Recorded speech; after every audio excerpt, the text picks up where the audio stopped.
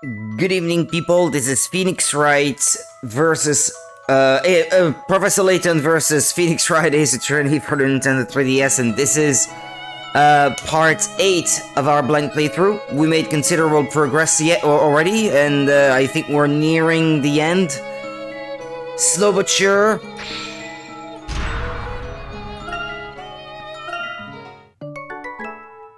Oh yes, it's true.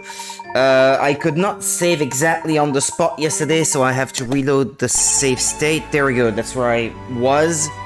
Just after the reunion between Phoenix and Maya, as well as Luke and Layton. They're all back together now. So, we should be good to go, good to continue. Let's go, let's do it. Likewise, I should be thanking you for keeping Maya safe. Thank you so much. And, what's going on? Hold on. Like this? Not at all, Mr. Wright. After all, it is a gentleman's duty to help a lady in need. Nick, you should really learn to be a proper gentleman like the professor here. Huh? Well, I'm not too sure I'd be able to pull off the whole top hat look for one.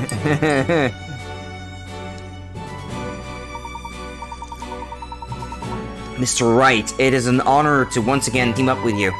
No matter what challenges may lie in our way, with your help I am certain we can overcome them. Let us go forth and solve the mystery that is Labyrinthia, shall we? Absolutely, we'll fight for Espella until the very end. Professor, I'm looking forward to working with you and putting an end to this mystery once and for all. It will be my pleasure, Mr. Wright.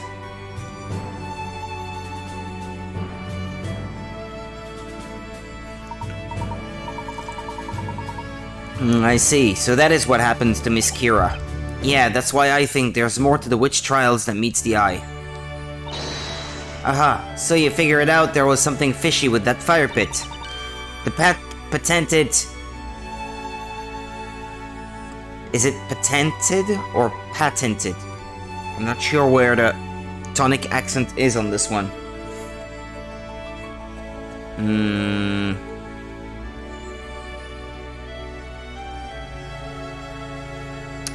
Ah, good lord. Hold on. Doing all of that with one hand is not easy.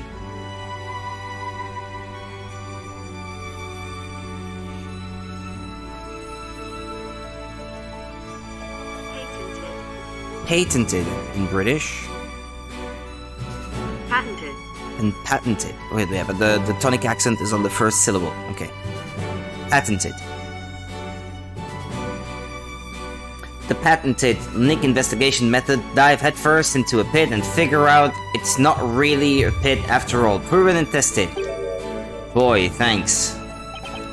Anyway, that was how we ended up here. So, what about that great witch you said you ran into?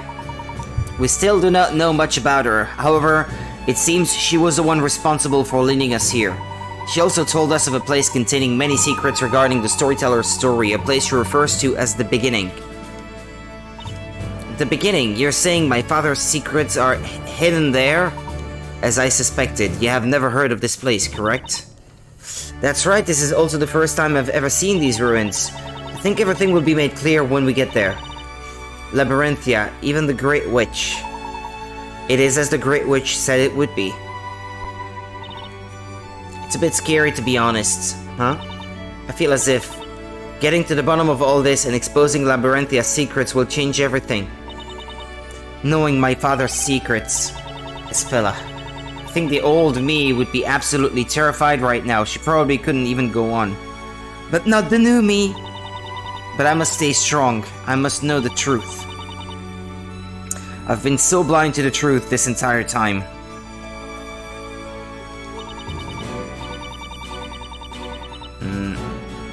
Because of you all, I'm finally able to see the world for what it really is. That's why I want to go along with you.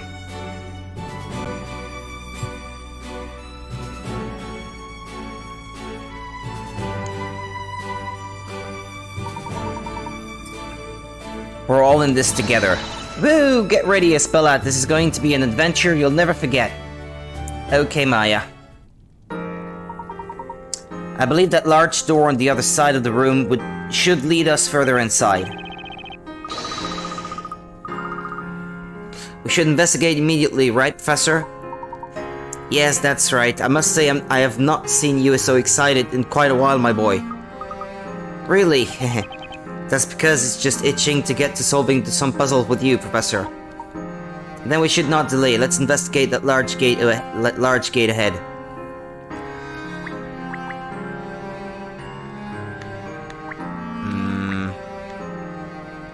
Well, I've already searched this place for coins. Huh? That's weird. There's no handle. It doesn't look like we'll be able to pull or push the door open. Oh, look. It looks like there's a keyhole. But we don't have a key. Nick, what would you do without me? Zvari! The professor and I found this back in the side room over there. It appears this key belongs to this door. Now, watch as Maya the Magnificent works her magic and opens the door. Please hold your applause. Take that! And it doesn't work. Well, there's a puzzle. There's that little exclamation point that popped up when examining the door. What seems to be the matter, Miss Faye? What gives? This key won't work. Maybe it's a fake. I like how your first instinct is to think the key is fake instead of just belonging to another door. Let us not hastily jump to any conclusions. Look closely here. It appears this key is part of a puzzle. Right, a puzzle, you say? It would seem our progression will not be as easy as we thought. Alright then, if it's a puzzle that needs solving, that's your cue, Professor. Not quite, Mr. Wright. This puzzle requires your particular expertise. Wait, me? Your unique way of thinking may be crucial to finding the solution. Do not worry, you will do fine. Remember, you have seen many different kinds of puzzles during our time here in Labyrinthia. I believe you are now well prepared for tackling any number of puzzles that may come your way. I'm not exactly sure that's true, but if there are any contradictions in this puzzle, I'll do my very best to point them out. Wait, what? You have to point out contradictions in a puzzle? There appears to be an intricate keyhole in the middle of a massive door. An inscription on the door reads, "The key to proceeding is in the key." If you recall, Maya tried unlocking the door with the key, but it would not turn. Strange indeed. Try using the key from different angles.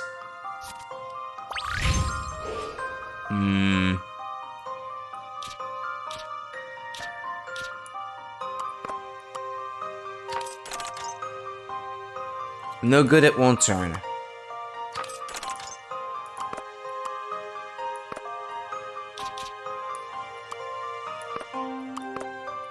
Insert.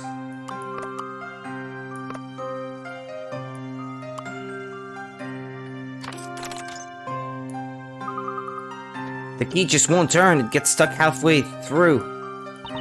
It's like Maya said, there must be some special way of unlocking it.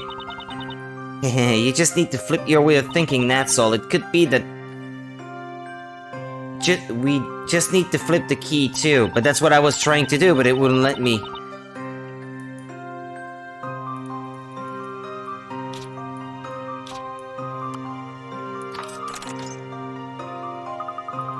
It's still not working, but we've tried everything. It just won't open. There must be some other way the key fits into the keyhole. Perhaps it would be wise to reevaluate our way of thinking. Boy, this is like the puzzle to end all puzzles. I hope it's not something like... super out of left field, like you have to close the Nintendo 3DS and then open it back up or something of that to that effect, because that would be pretty lame.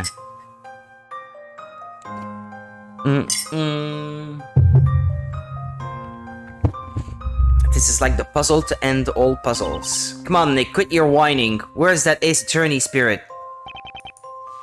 Who's whining? Anyway, maybe we should try a little courtroom thinking on this one.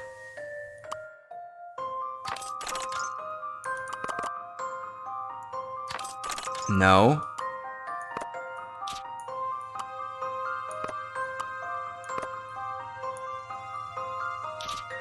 But no. Hold it! So the problem is that we haven't been able to figure out what we have to do past this point. Have you spotted something, Mr. Wright? Yeah, you could say that. I think we've been thinking about all this wrong. About this all wrong. That's why we haven't been able to see the true nature of this puzzle. Excellent, Mr. Wright. Let us clear our heads and give it another go, shall we?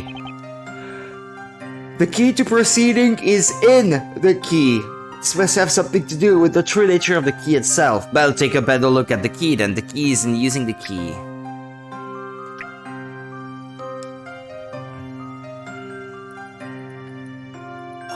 Objection! The true nature of this puzzle lies in the very key itself. Take a closer look at the key. Notice the small gaps all around. We just have to move this, and there, the key to the key. So what do we do now? Professor, are you thinking what I'm thinking? Indeed, these pieces appear to fit into something. It's a puzzle within a puzzle. A puzzle within the... Hey, Mr. Wright, that must be the area around the keyhole is... Exactly, the pieces are the key. And the space around the keyhole is the real keyhole. Aha. Turnabout puzzle. It turned out the key to solving the puzzle was in the key itself. The broken segments of the key seemed to fit inside the space surrounding the keyhole. Solve this final piece of the puzzle to continue on.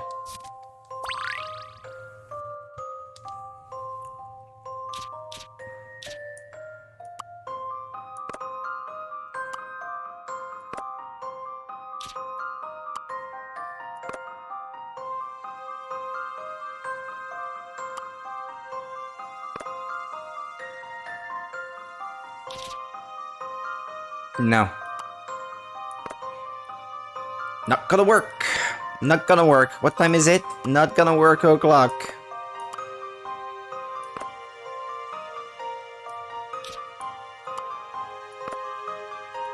No.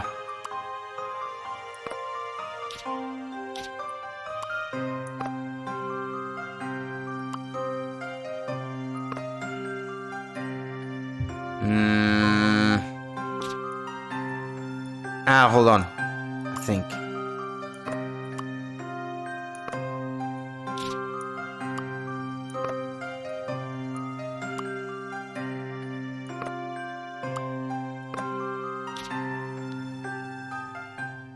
Your Honor, there is a clear contradiction in this puzzle. And I guess it could have been rotated 180 degrees, but well. Correct, the key fits perfectly into the hole once it's broken into smaller pieces. As the massive door opens, you can feel the presence of another puzzle. Aha, it's not over yet. Wow, that was awesome, Nick. Who'd have thought the key would have a completely different form? Now that's what I call thinking outside the box, Mr. Wright. Now we'll be able to continue through the ruins, and it's all thanks to you, Mr. Wright. Hahaha. I don't really think I did all that much, though. You have my thanks as well, Mr. Wright. Such a unique skill as yours is no small feat, I assure you. With our combined efforts, I am confident we can get to the bottom of the mysteries clouding Labyrinthia. Absolutely, Professor.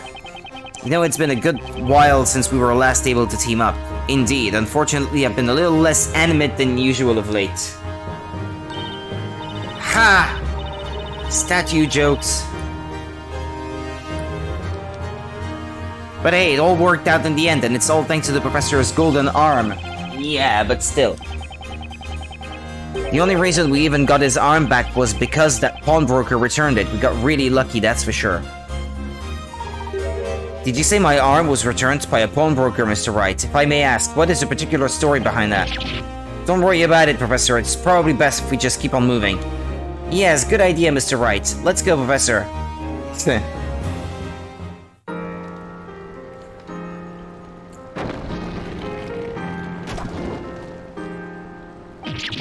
What? There's fire in those statues! It would appear we've stumbled upon yet another very elaborate mechanism here.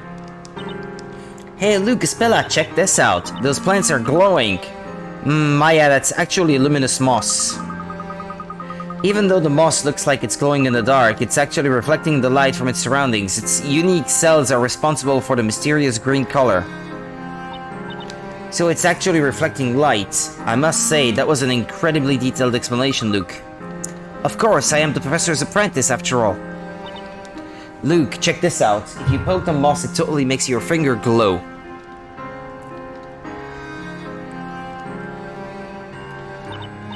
I say we try a little experiment. Stay still, I'm gonna put a whole bunch of moss all over you. That way you'll be as bright as the professor.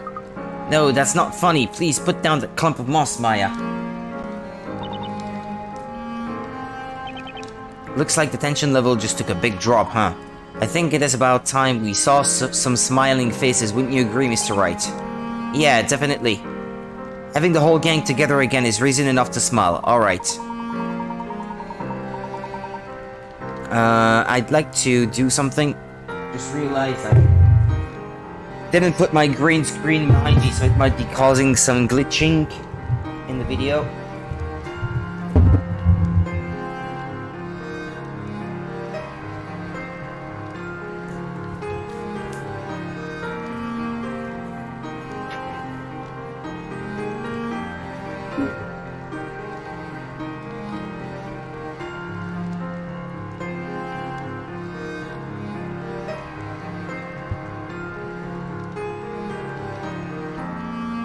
Okay.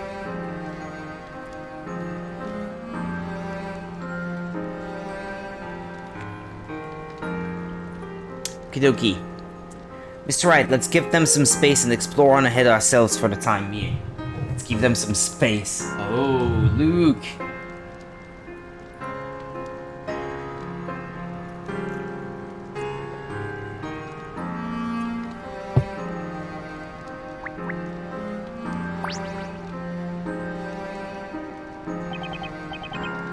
Professor, it looks like there are letters of some sort etched into the stone slate.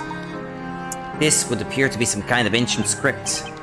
A real shame we can't read it, Mr. Wright. Surely you remember my occupation, do you not? Oh yeah. You said you're an archaeologist, right? Then that means you can actually read it? I cannot say for certain, but I will do my best to see what I can decode. Give me one moment. So the professor is an archaeologist trying to uncover the secrets of magic. Sounds like something out of a movie. Hey Nick, where are you and the professor? What are you and the professor doing over there? We found some ancient writing on the stone slate. The professor is attempting to decipher it right now, so keep your voice down. That's so cool in a really sciencey, geeky kind of way. Is there any other kind of cool?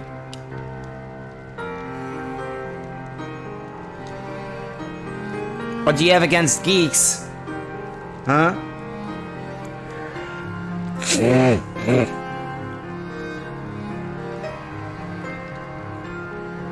Excuse me. Hey, where are Spilla and Luke? Oh, them? They're over by the water trying to wash all the moss off Luke. I'm gonna go out on a limb here and say you must have had something to do with that, Maya.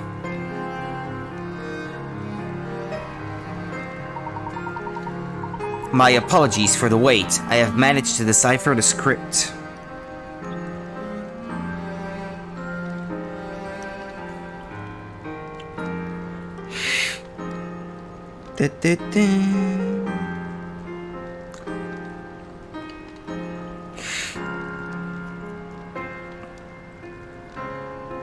Okay. Wow, amazing, Professor. So, don't keep us waiting. What's it say? Is it a clue about witches and magic, or maybe it's Bazilla's secret evil plans for taking over Labyrinthia? I am afraid not, Miss Faye. This slate appears to be a warning. A warning. If you're reading this, then you're already dead. Ah, okay. Fair warning. Thank you. A warning, Professor. Yes, allow me to read it aloud. Heed these words, those who enter through these gates of destruction. Do not proceed any further, or you will soon find yourself haunted with memories most terrifying. When this gate is opened and the dreaded sound heard once more throughout, the calamity shall befall us once again. The inner sanctum has been locked with 3 seals. The first is the seal of Leviathan. Second is the seal of despair. The third is the seal of sages. Leave these seals in peace or face the dire consequences. Heed this warning well. Calamity. Haunted with memories most terrifying. Do you think it means Bazilla? If we continue on to the beginning, we will end up fighting the real Bazilla? Going strictly by what we've read so far, I would say that this is the most likely scenario.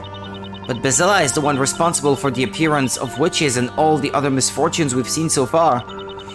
Yet, what's written on this slate seems to say the opposite. It's almost like Bazilla was actually sealed away. And long ago, someone must have been able to break that seal and release her. That would explain why Bazilla is on the loose again. Guys, what should we do?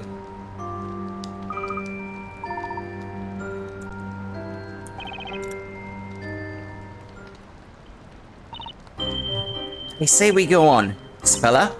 Didn't we all agree that we would seek out the truth no matter what? If that's the case, then we cannot just turn back now. Right you are, Spella. We cannot abandon our duty and turn back, although the road ahead may be fraught with danger. It is unlikely that we will have another opportunity like this to find out the truth. Yeah, we only have until the start of the parade. That doesn't give us much time. We have to find some decisive clues here. Like finding out who released Bazilla from her prison. Alright, then it's settled. Come on, guys, let's saddle up. To Wright, let's get going. First is the Seal of Leviathan. I believe it may be referring to this very river. Perhaps we can find a clue somewhere nearby.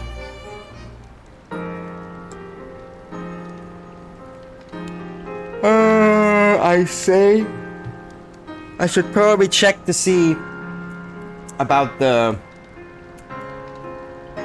possible hint coins in this room.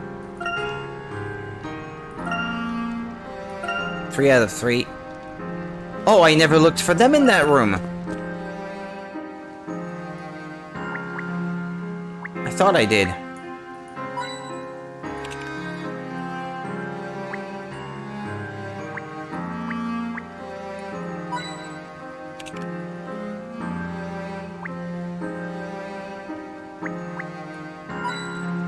That's 3.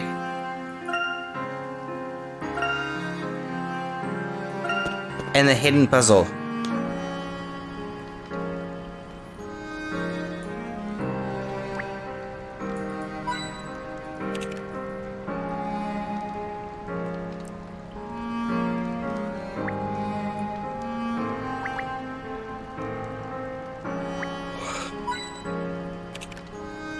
One more.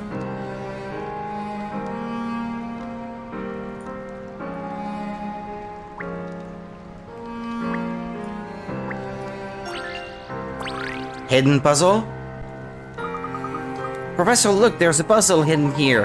And quite an ancient one at that, my boy. I do wonder what sort of puzzle this could be. Most fascinating. I'll solve it straight away, Professor.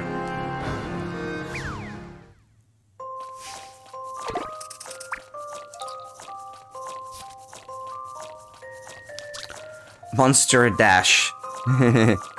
Look at him go. Monica, my dear, hello! Exhausted, but thankfully I don't have to work. The upstairs neighbor did a lot of racket this morning, so I was trying to get some sleep, but I couldn't. But other than that, I'm good, thank you. How about you, though? How was your day? Busy? Full? Good? An enormous monster is after Luke. Touch the bomb icons on the touchscreen to drop a bomb in the monster's path and hinder its progress. Find the path that will drop all of the normal bombs. After they have been dropped, touch the golden bomb to deliver the final blow. Keep in mind you cannot tread the same path twice, okay?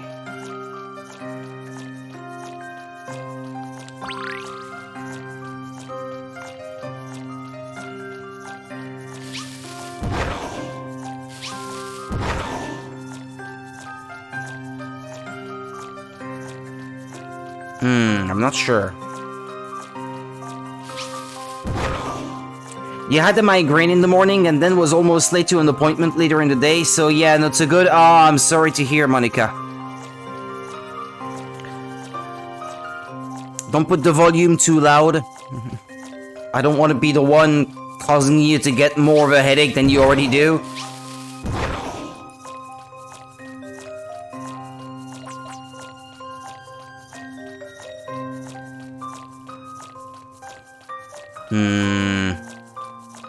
Wait a sec. It's you! Excuse me. It's already gone.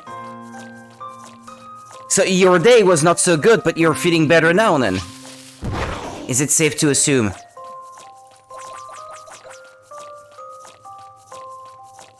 Well, that's a relief, if that's the case. Thank you.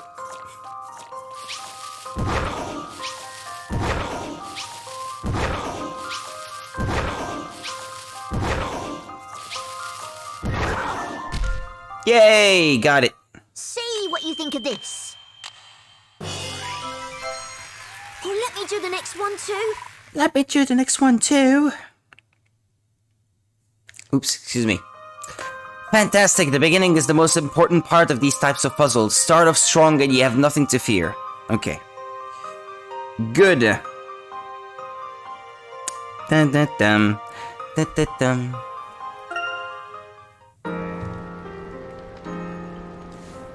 Okay, did I find all the coins here, or did I still have one to find? Ah, yeah, still one. You're all better? Just strangely tired?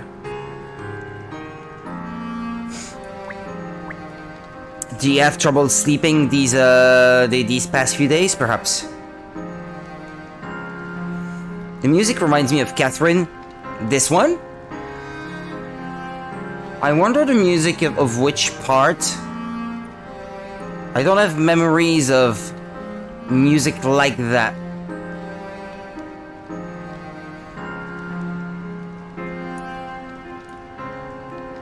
Maybe when one of the Catherines is playing the piano at the top of the tower? No? That one? Because of the piano? I'm not sure. I'm not sure which one you mean. Or if it's the overall vibe, or...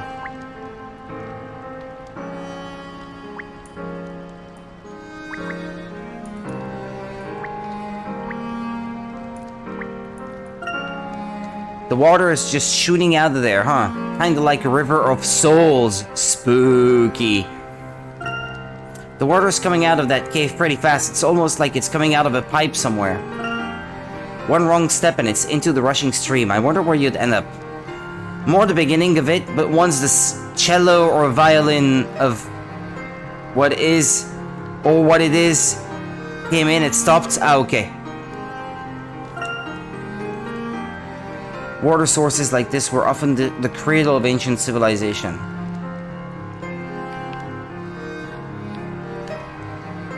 There should still be a coin somewhere.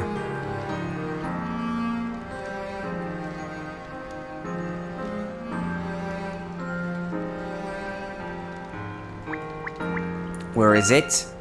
I can't see anything up ahead through all this darkness. I am certain the beginning lies just up ahead. We can't stop now.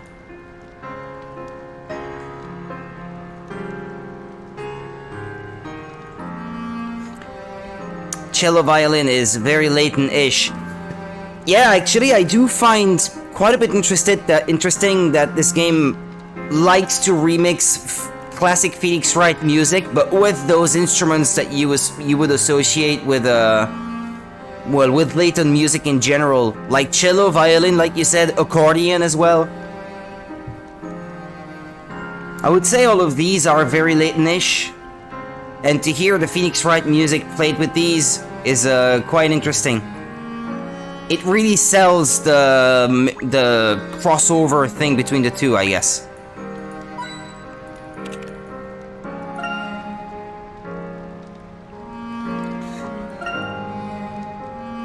The 3 seals?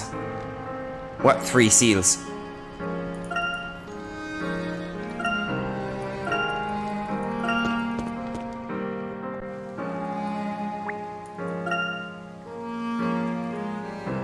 Yeah, I do think it's a nice touch indeed. I didn't really know how they would match the two going in, because I didn't spoil myself anything before I chose to play this game. It was just a natural evolution of everything that I had done up to this point. Streaming all the Layton games and then all the Phoenix Wright games, and there was just this one left.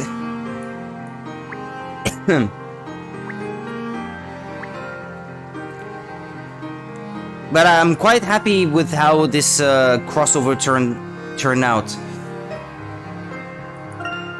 It may be a bit silly saying that when the game has been out for so long, but well, it took me up till today to, till now I should say, to finally play it, so well. Ah, okay, never mind, I had to examine the river. There's something under the water, it looks like a stone path. You're right, Maya, but it doesn't look safe to cross with that current. You don't think we could somehow raise those platforms up and use them to get across, do you? Well done, my boy. It would seem we have discovered another puzzle. I believe the seals mentioned in the text are actually puzzles. Professor, would it be alright if I give this puzzle a try? No need to worry, Espella. The professor will get us across in no time. But I want to do my part and help out too. Let her have a go at it, damn it. Please, let me out. I must repay your kindness. It would be rude not to accept, don't you think? And is that what a gentleman does, Layton? I don't think so. No need to apologize. You've made your feelings quite clear, Espella, and for that you have my thanks. Now then, we shall leave this puzzle to you. I know you will be successful. There you go. Lift her up. Encourage her. Okay, thank you so much. I won't let you down, Professor.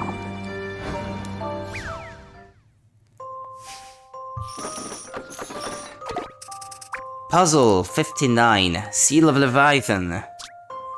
There are 3 large platforms leaning across the river. Each platform is being weighed down by large pieces of stone. Moving a stone block onto a platform will add additional weight and cause it to lower. Likewise, removing a stone block will cause a platform to rise.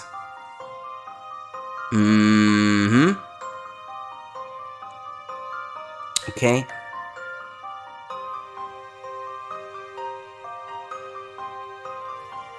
Use them all to lower or raise the platform so that they are an even height. Okay, it's kind of hard to see though.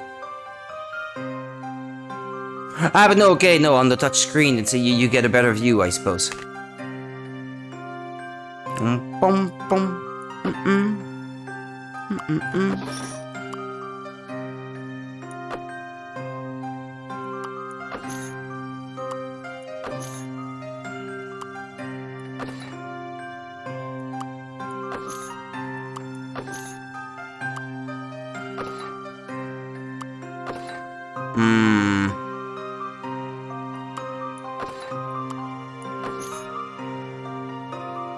Ba-ba-bum, bum-bum-bum.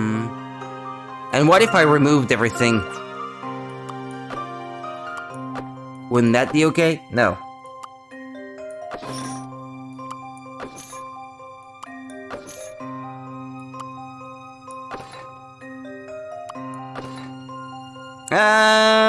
That's a shame. I already had 2 lined up. Where exactly do they need to be? Excuse me? The blocks?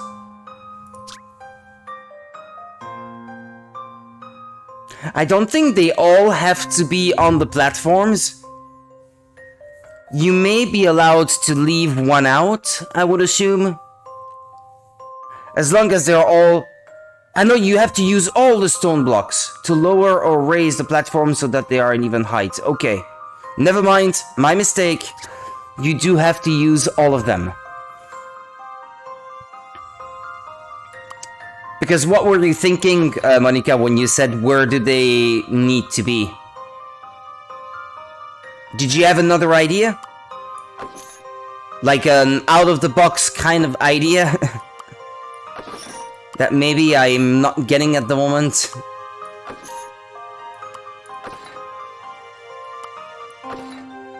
No, not like that.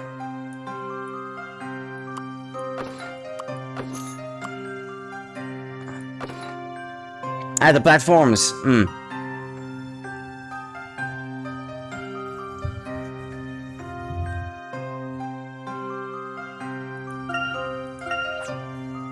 I think I was onto something by putting this one here.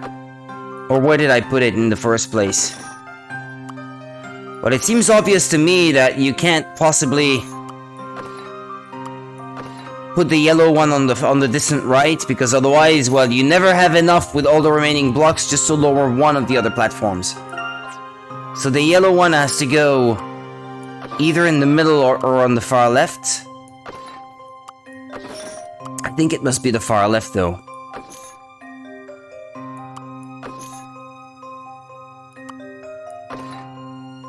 Well, they seem to be leveled out to me, as they are now.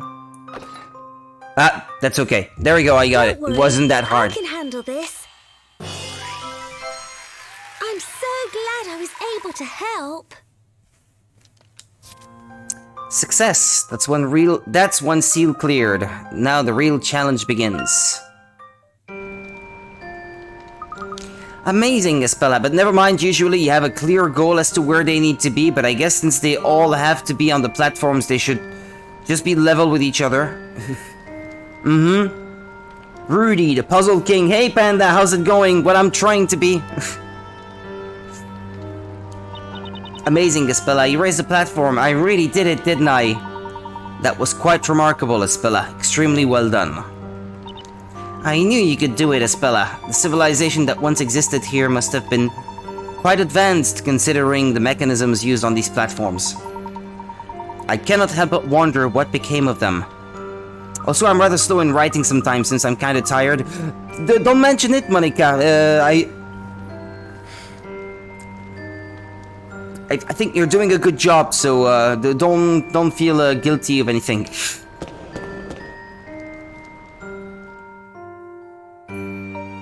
Relax, take it easy. So this must be the Seal of Despair. Oh. You know, it's probably best we don't look down that bottomless pit, not unless you want a one-way trip into darkness. As I thought, this too is a puzzle. Leave it to me, Professor. This bad boy is all mine. Well, now it seems you both gained some Espella spirit. In that case, how about you both tackle this puzzle together? I'm sure you two will solve it marvelously. Alright! Just leave it to us. It launched me into the puzzle without asking me whether I was ready or not. Okay. There is a bridge to cross the crevice. Unfortunately, the pathway is cut off halfway through. It looks like pulling a set of levers can rotate the segments of the bridge, rotate the segments to align the pathway and find a way across.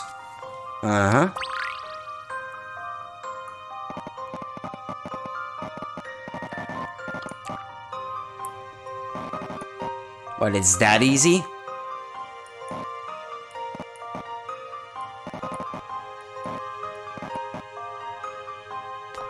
Isn't that too easy? Oh, okay. Let's do it, Luke. Goes back to what I was saying, the puzzles are generally easier in this one. We did it! We fixed the bridge! Now we can go on to the last seal. Okay, time to focus. Just keep staring straight ahead and whatever you do, don't look down! Just make sure you don't go jumping around on that thing. I don't think my heart could take it. But Mr. Wright, it's really nice and sturdy. Look!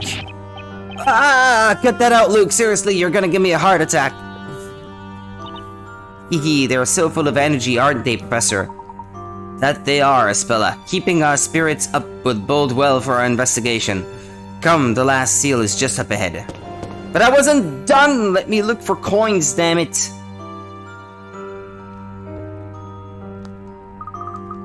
Yeah, it's not gonna let me. This is the final one, right? Indeed. The gates of destruction will open once the Seal of Sages is broken. It seems our turn has come, Mr. Wright. Huh? Oh, yes. I've been really looking forward to this, Professor. That huh didn't exactly scream, I can't wait to do this puzzle, Nick. Would you hush up? Hey, take a look at those two square recesses in that pedestal. Looks like they're there for some purpose. I wonder what it could be. This is a puzzle that cannot be solved by one person alone. I believe we must combine our strength if we are to have any hope of opening that door. How fitting that the final seal should present us with such a formidable challenge. Mr. Wright, I have no doubt that together we can solve this puzzle. Shall we begin? I'm ready when you are, Professor. The Professor is a puzzle-solving expert. I just hope I don't slip up too much. Well, solving cases is not all that different, is it? There are 4 stone slabs in a pedestal with 2 recesses. Each stone slab has a different symbol. Place a slab in each recess and check to make the seal on the door light up. Each slab will reflect a different symbol onto the wall. Find the combination of slabs that will correctly light up the seal. Match the snake images to those on the wall.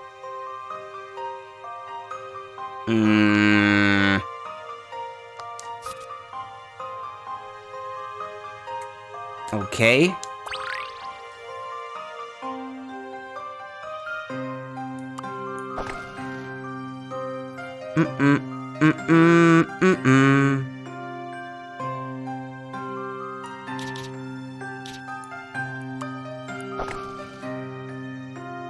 That should be correct, no? No, okay. There's more to it.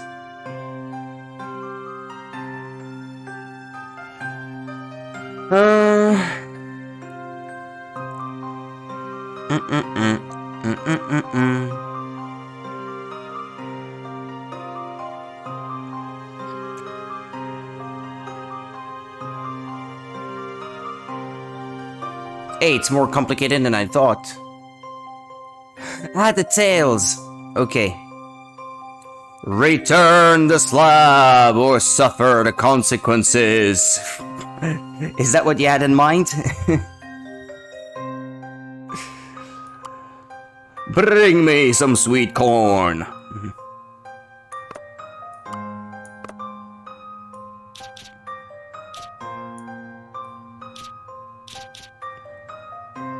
This one, I think.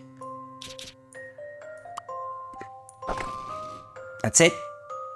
No?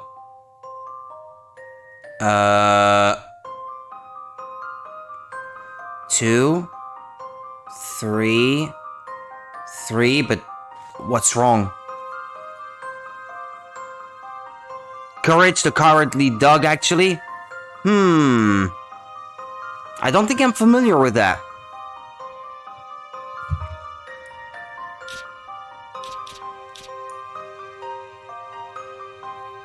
Wait.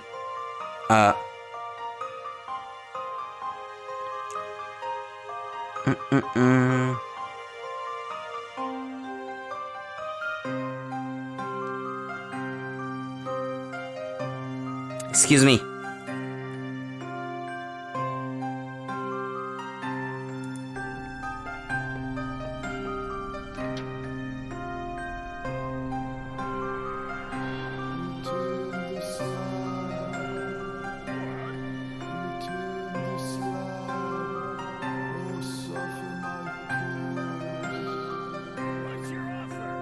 Hold on, because the game is too loud, I can't hear.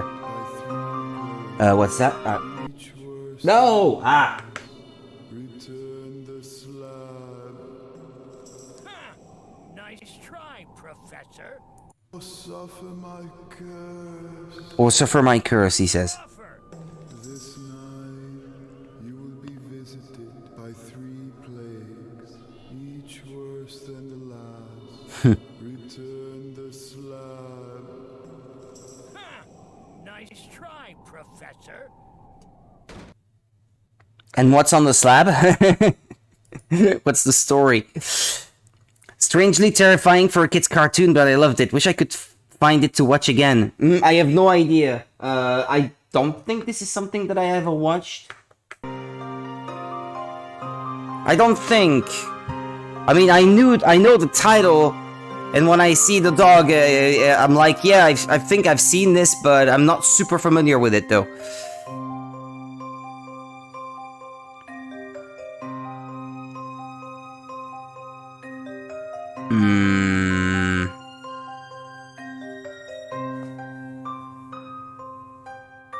But that's weird, I think, like...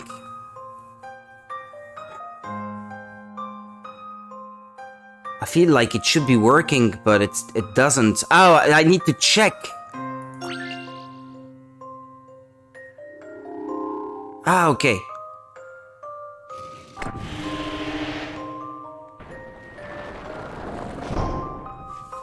I didn't realize that I had to press check.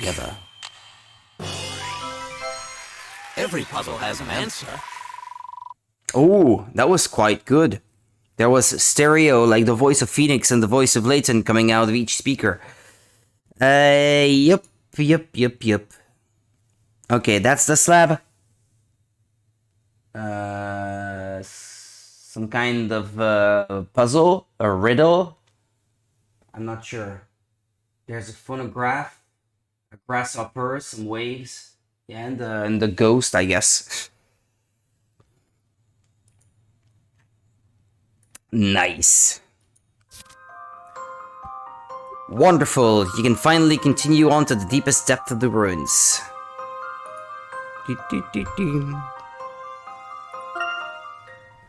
It's an Egyptian curse. Each time they refuse to return it, it becomes worse. Okay. Like typical Egyptian stuff, then. Did you hear that just now? The door was opening. Woo, way to go. I know you guys could do it. Phew, glad we got past that one. I wonder what's on the other side of this door. Indeed, it certainly is intriguing. Mr. Wright, we do not know what might await us on the other side of that door. It's alright, I'm not scared. We've come so far and we must continue. We must find out what's behind all this. Let's do it. Let's move forward.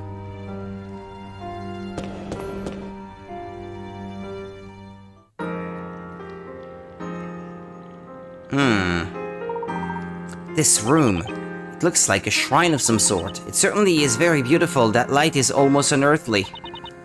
It seems quite unfitting that this place should be associated with destruction, doesn't it?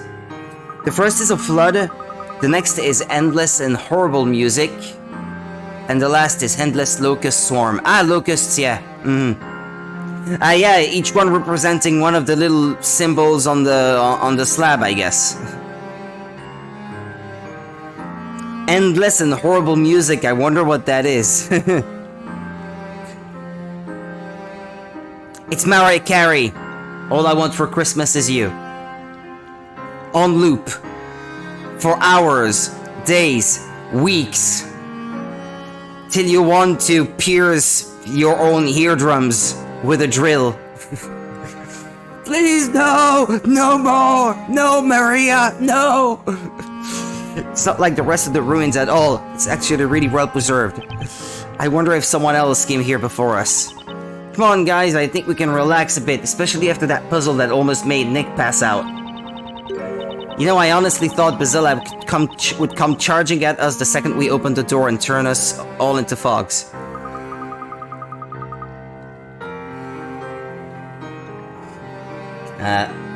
Yeah, let me pause the game.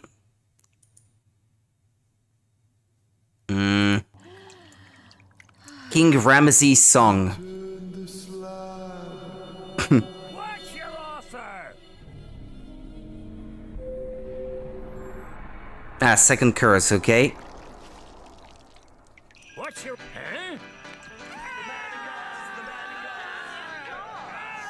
Huh?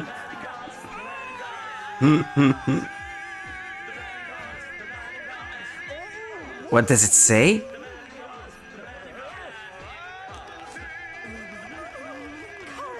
Make it stop!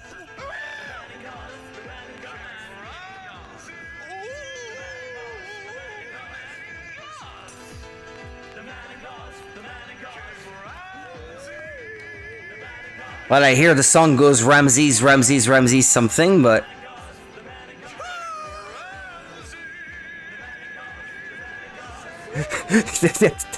That's quite annoying indeed.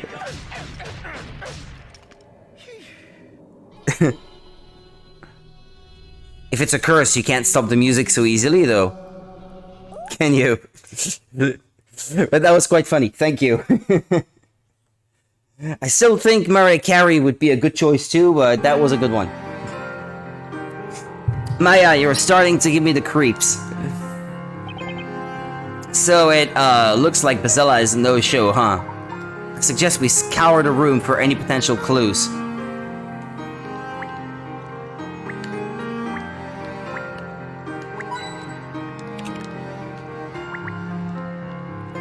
Wait. Because it's been forcing me to go forward. Ah, but wait a sec. Ah, so I couldn't stop at the intermediary... okay. There was nothing there then. Okay, fair enough. It's Ramses! Never been able to tell exactly what the second one says. Yeah, I'm not sure either. But yeah, All I Want for Christmas would have been worse. I mean, it's because it's on TV every year. Every single year. It's on loop, and I can't stand it anymore. I just want it to stop. It is like a yearly curse to me. I don't even have anything against the singer, or maybe the song in particular, but it's just the two combined, I guess. And that it gets hammered into our eardrums every year. Good lord, like there are other songs, damn it.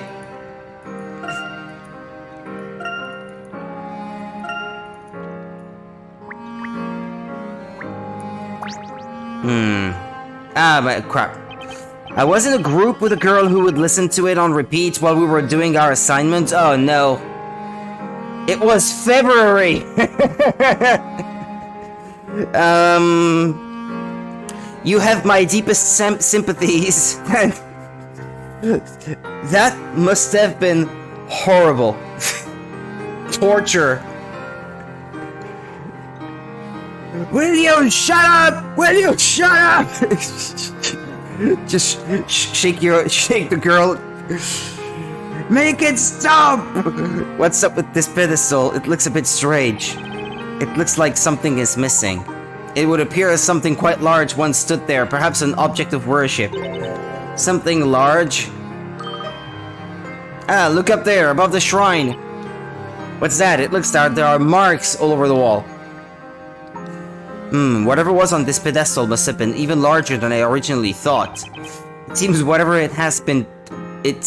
it was has been taken away for some reason. I can't read today.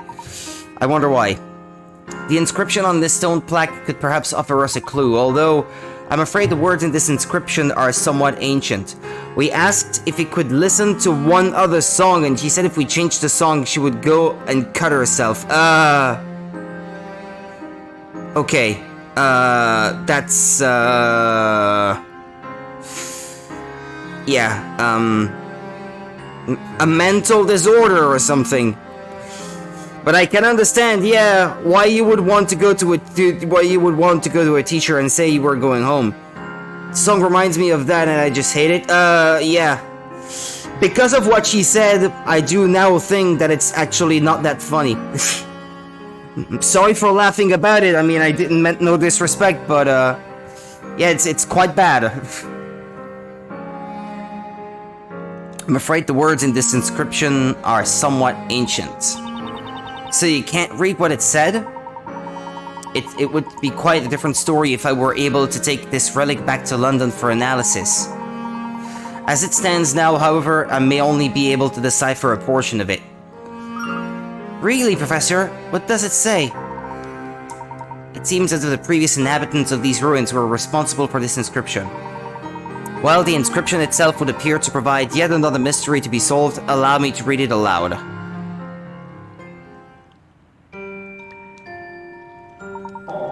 The former inhabitants of these ruins created a bell out of pure silver as a tribute to the gods they worshipped here.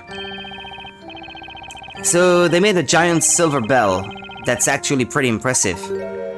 However, when the bell was rung, it did not summon a god but instead an evil demon. Oh no, it's been years since then. I just hate the song now. It was such an extreme response, so I just didn't want to deal with it and went home. Ah, you laugh at it now. Oh, that's good then. Oof. Oof. That's a relief. Because yeah, that's not a situation that in and of itself would be funny indeed. A person wanting to inflict that to themselves. However, when the bell was rung, it did not summon a god, but instead an evil demon. This evil demon brought upon this world a great catastrophe, causing considerable damage to the land. Did you say a great catastrophe? What could have happened? Those that survived the incident dubbed it the Bell of Ruin and sealed it within this very room. They then fled in fear of the curse placed upon this land by the demon. The inscription contains one final warning. To those who have gained entry into the sanctum, heed our words. You must not ring the Bell of Ruin. Let's ring it then! That is as much as I can gather. I believe the object that was removed from the shrine was the very Bell of Ruin mentioned in the inscription. Professor, could this have anything to do with Bezella? I cannot say for sure, Luke. After all, demons and witches are two very different concepts. However, perhaps there is a chance that the two are connected in origin through this legend.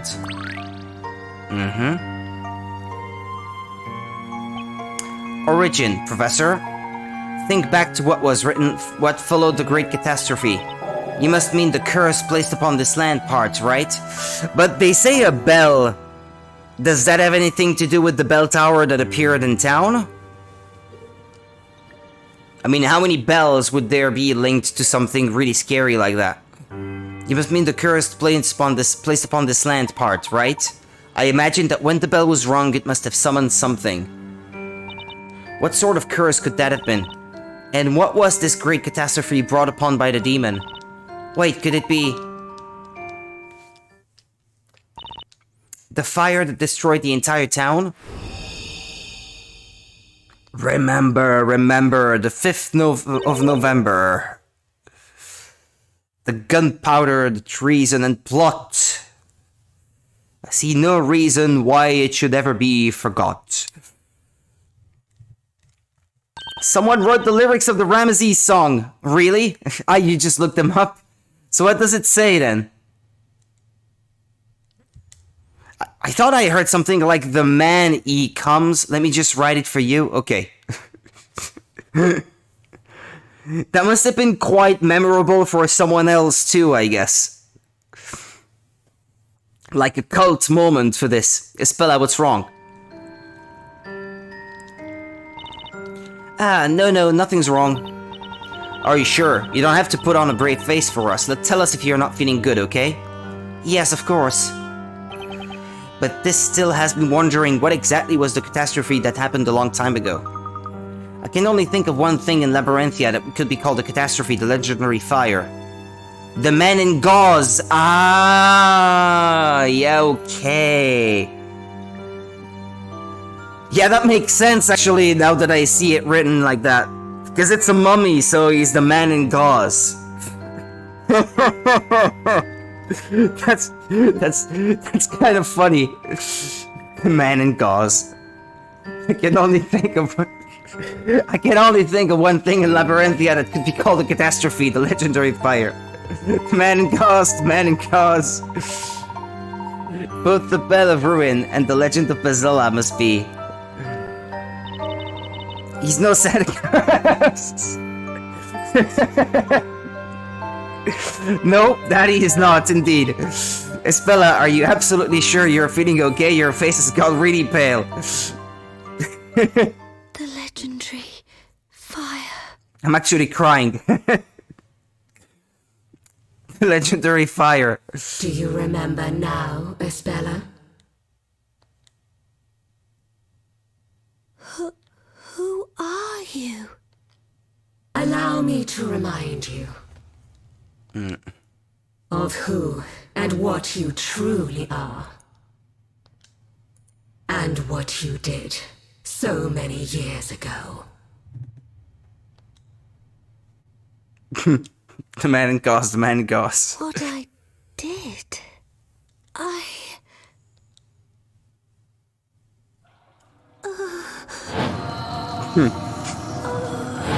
King Ramses.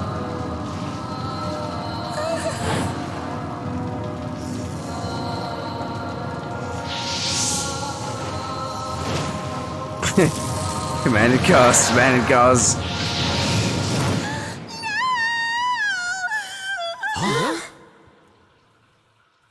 Espella, are you alright? No, No, He's no Santa Claus! I am. That's right. And then it ends. Pasella. The Great Witch Pasella. Isabella! Oh boy! It's the villain music! When the organ starts playing, he's the villain! He's the villain!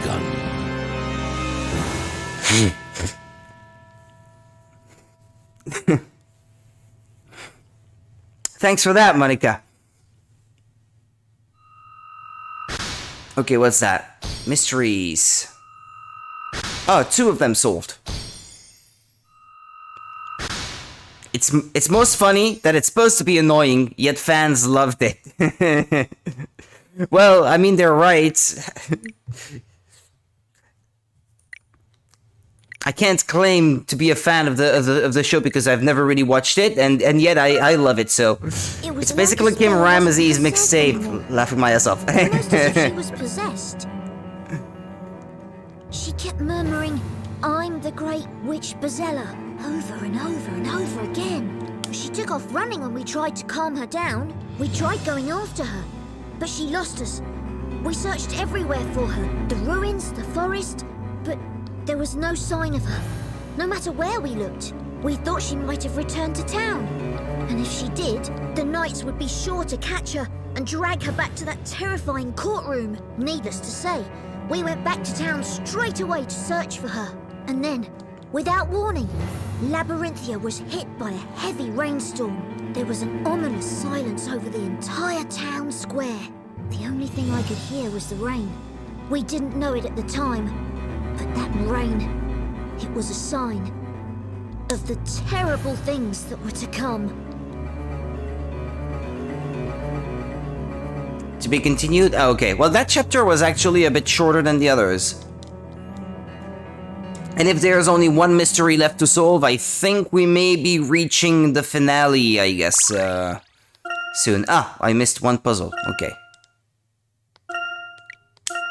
Pom pom pom pom pom. Yeah, I actually went through the entire chapter without saving properly, since I had to use a save state last night. Oh, well, the story's end. Okay, it says so right there.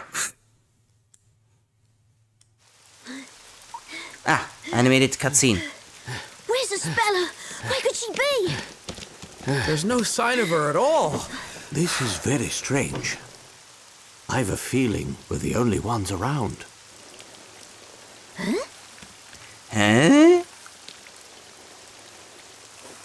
Professor, look at this!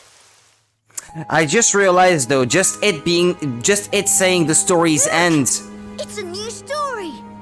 does not necessarily mean that it is the end of the game, because there is the concept of the story within the game, so that might not necessarily be the final chapter. I think if it was, it would probably have said final chapter, but it said chapter 7, so there may be a little bit left to go then. Well, after I'm done with this game anyway. I don't know if I'll be done with this one today, but if I am, then I could get started with Alice Madness tomorrow, indeed, yeah. Look, it's a new story. That means that the parade has already taken place. Anyway, let's read it.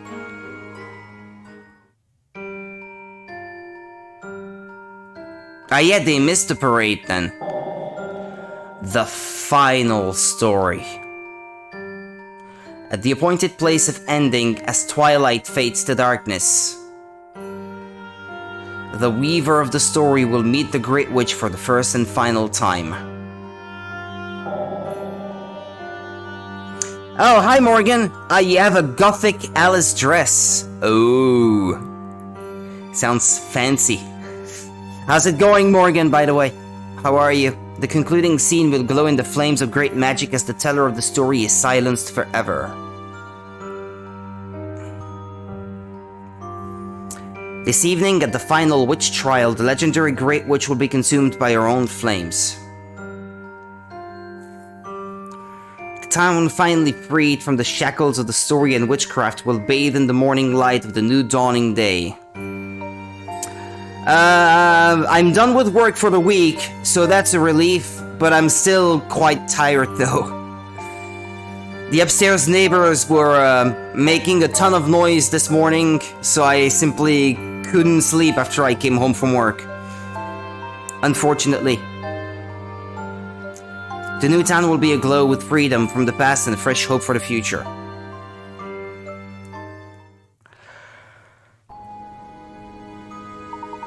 Does this mean what I think it means? No way, that can't be. Is this what the Great Witch meant? Whatever the case, let's find this Bella before panic spreads throughout the town. We should probably split up, if only we had some leads. The appointed place of ending, perhaps this is referring to the town square at which the parade always ends. While the teller of the story can mean none other than Espella's father. As for being silenced forever, this is almost certainly an indication that he will lose his life. In that case, Professor, the chances of Espella being at the town square are pretty high, right? Indeed, Mr. Wright. Let's head to the square and find her. Last story fragment added to items.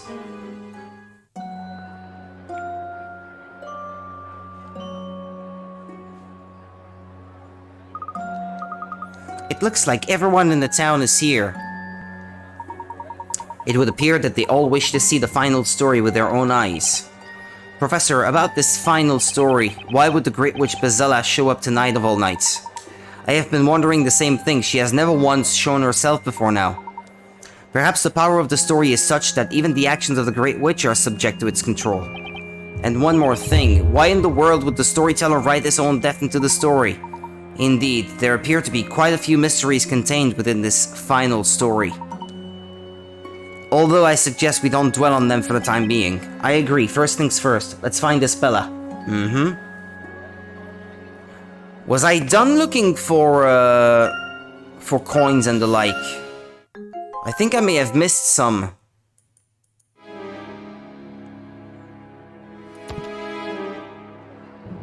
Ah, I can't move to a different location.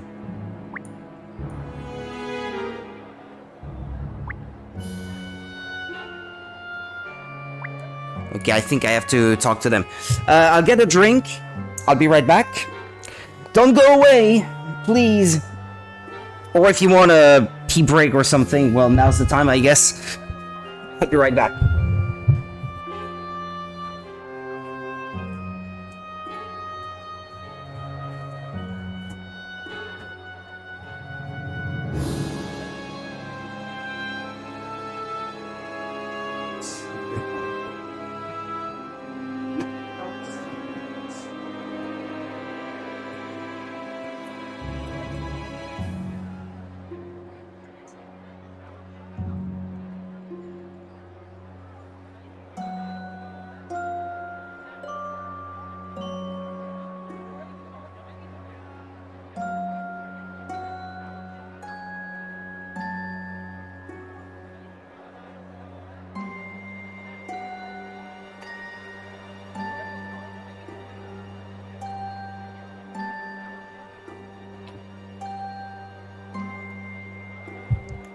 Okay.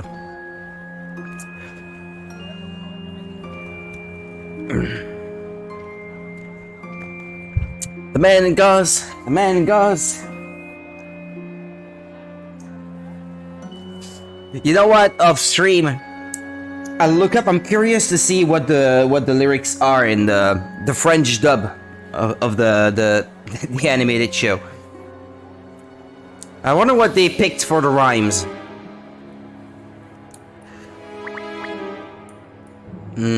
Let's see. You'd better hide now, cause you know you can't win. Can too, and I won't hide. You'll be crispy bacon in no time, just accept it. Well, not, you'll see. I will become a knight, and if I say I'll protect you, I'll protect you. Come on, how's a little chicken like you supposed to protect me from Bazilla? Just watch me! There's this dude. The parade was totally different this time. Inquisitor Darklaw was nowhere to be seen, and Inquisitor Barnum looked so agitated. I just listened to the song in repeat just now, then come back to you singing the man in gauze, okay? I could not know. Happy coincidence. Inquisitor Darklaw was nowhere to be seen, and Inquisitor Barnum looked so agitated. And not only that, but they said this is going to be the last story. It's pretty much a banger that sticks in my head. It's kind of in mine now too, actually. I'm probably never gonna be able to forget this one. Not only that, but they said this is going to be the last story. What's to become of us all from here on? How are we ever going to find the Spella with all these people about? Ah, look over there, it's the storyteller.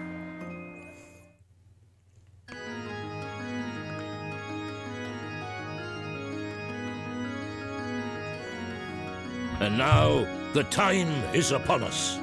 The time of release from the curses of witchcraft and the story. And wizardry. Ah, the story. He should have been voiced by Sam Elliott, I think. The legendary with a mustache like that appear before us, and the story of the longest night will begin. Prepare yourselves for the dramatic climax. But that means we'll lose our storyteller. Sometimes there's a man. Sacrificed. There is no reason for sorrow.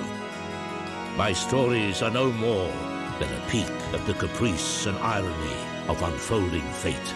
We are all being carried along on the vast and irresistible sea of chance. I am no more than one person in the sea of people who are here tonight. No more and no less.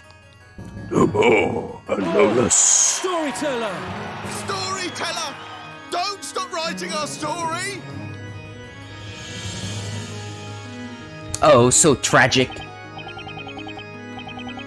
This isn't good, it's getting dark already. Remember what the story said? Feel the VA for this guy is pretty good. Yeah, he's doing a good job. I mean, compared to some other voice actors in the game, he indeed does a good job. At the appointed place of ending as twilight fades to darkness. And we still haven't found the Spella yet.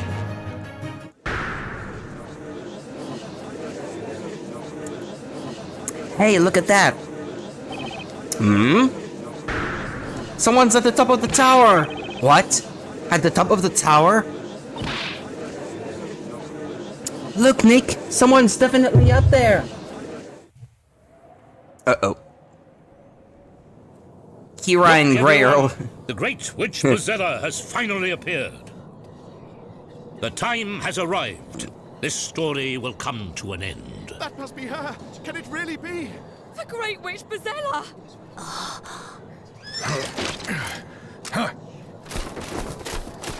Here and now, my life will surely come to an end. The Great Witch Bazella will be apprehended, and true peace will come to this town.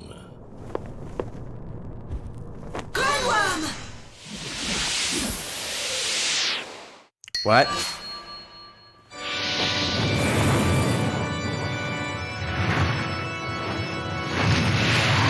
Whoa.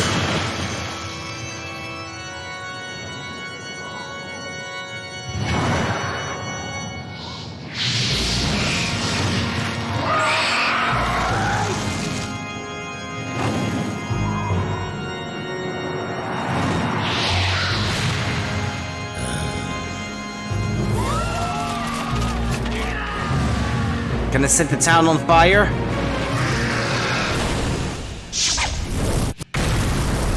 Whoa!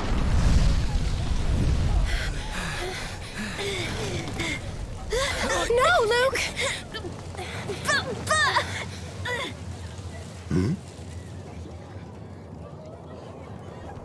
Mr. Wright, there, follow me. Oh.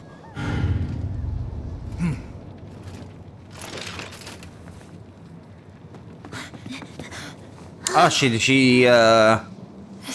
think I just heard a Japanese VA in the crowd. It's possible, yeah, that they left it in. So you were the Great Witch Bezella after all. Okay, Robert Ashby voices the storyteller. And it's apparently the only role he's ever had. Okay. I can't find him as having voiced anything else, so... Ah, Nigero? That's what you heard? Or Nigete or something like that?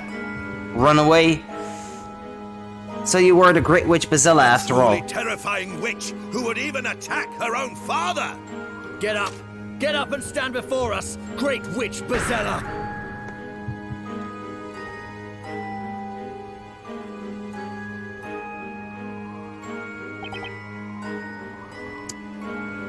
Espella. It can't be Espella, there's no way. She's in that weird state that she was in when we defended her. Nigeru? Ah, okay.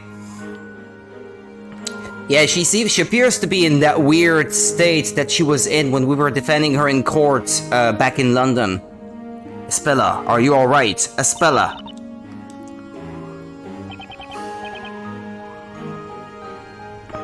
Are you okay, Espella? She seems to be wide awake, but she's not responding. I don't get it. What happened here? Ah!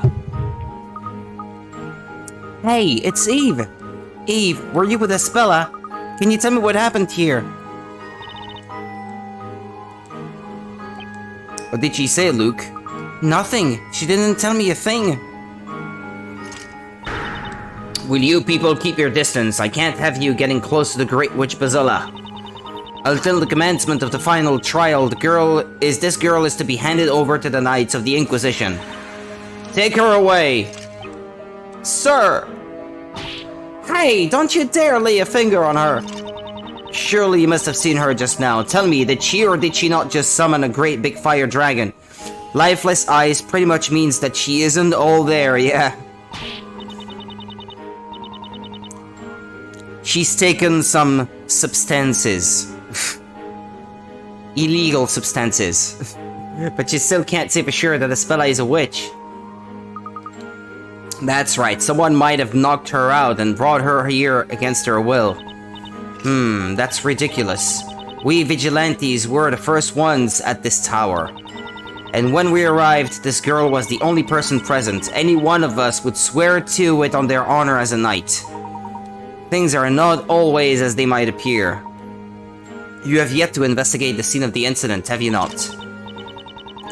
Or she's hypnotized, yeah.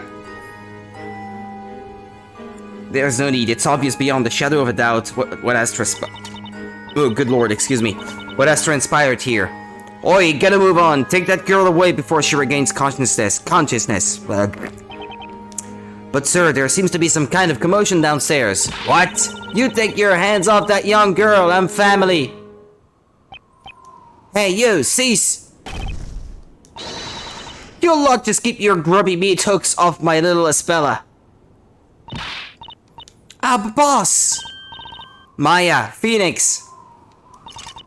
Who let this woman appear? Remove her immediately. She's gonna kick your ass. Sir.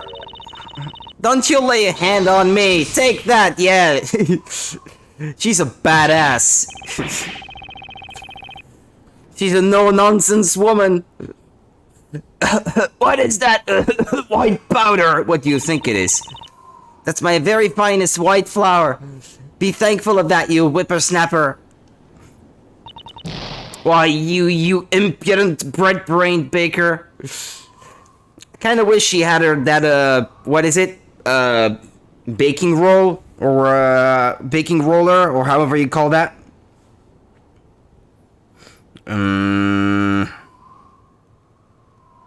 How'd you call that in English? Rolling pin. Okay, excuse me. Why, you impudent, brained baker. Go ahead and draw that sword at your own risk, Sonny. I'll show you a thing or two. The rolling pin is mightier than the sword. What did I tell you? Don't you have anything better to do than intimidate defenseless women? You dork in a tin can? Yeah, you tell him my, What is it with you people? I understand how you two feel, but may I ask you both to calm down a little? Professor, how can you say that? We are the only ones who can discover the truth and save Espella. The professor is right. We have to keep our cool and carefully plan our next move. I know, Phoenix. And to think the Phoenix I once knew could barely even plan his next loaf of bread. If you'll excuse us, we must be on our way. Now why couldn't you just say that in the first place or something? Espella, I still believe in you, my dear girl. Take the girl away. That means now. I'm afraid, sir, that won't exactly be completely possible at the present time, sir. What now? A moment ago, that new recruit got carried away and locked the entrance. Currently, no one is able to leave the tower, sir. What did you say? That idiot of a new recruit did what?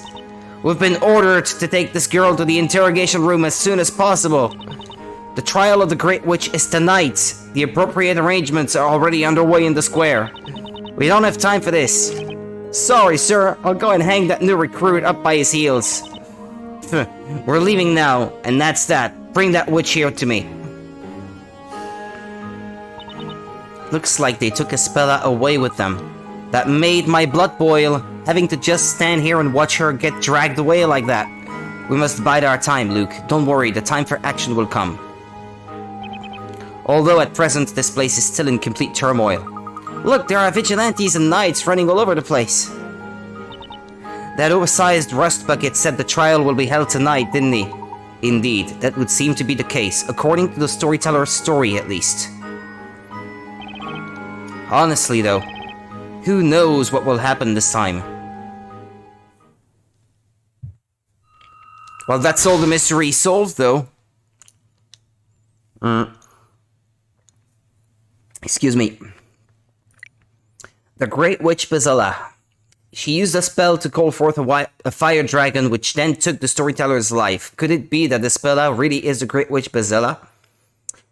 Everyone in the square witnessed Espella summon the fire dragon, but we will not be so easily convinced of our guilt.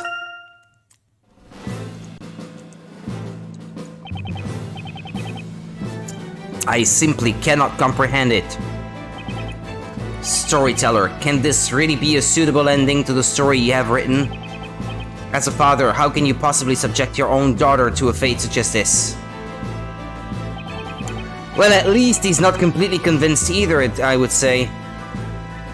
Inquisitor Barnum, we have the Great Witch in custody. You took your time, did you not? How long is it now since the incident?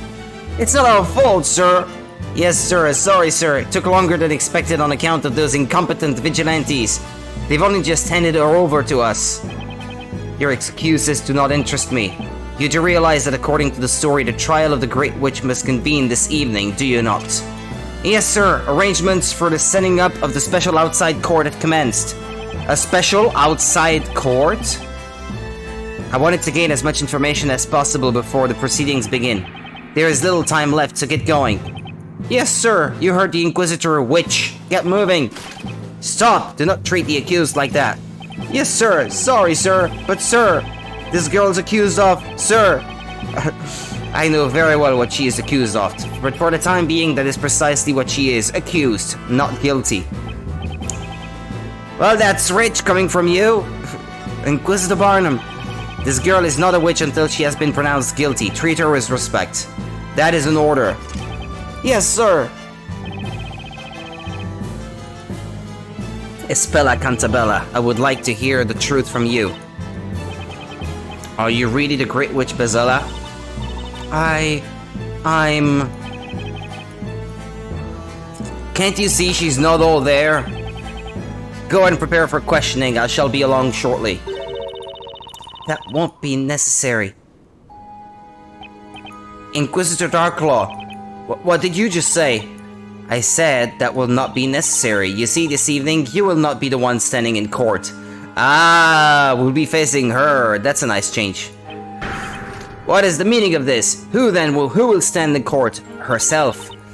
For the trial of the Great Witch Basilla, surely it is only fitting that the High Inquisitor herself prosecute. You're not saying... I'm saying that I will be filling the role of Inquisitor in tonight's trial. Is that understood, Barnum? High Inquisitor, just what are you planning? I'm not sure I quite follow. What are you implying?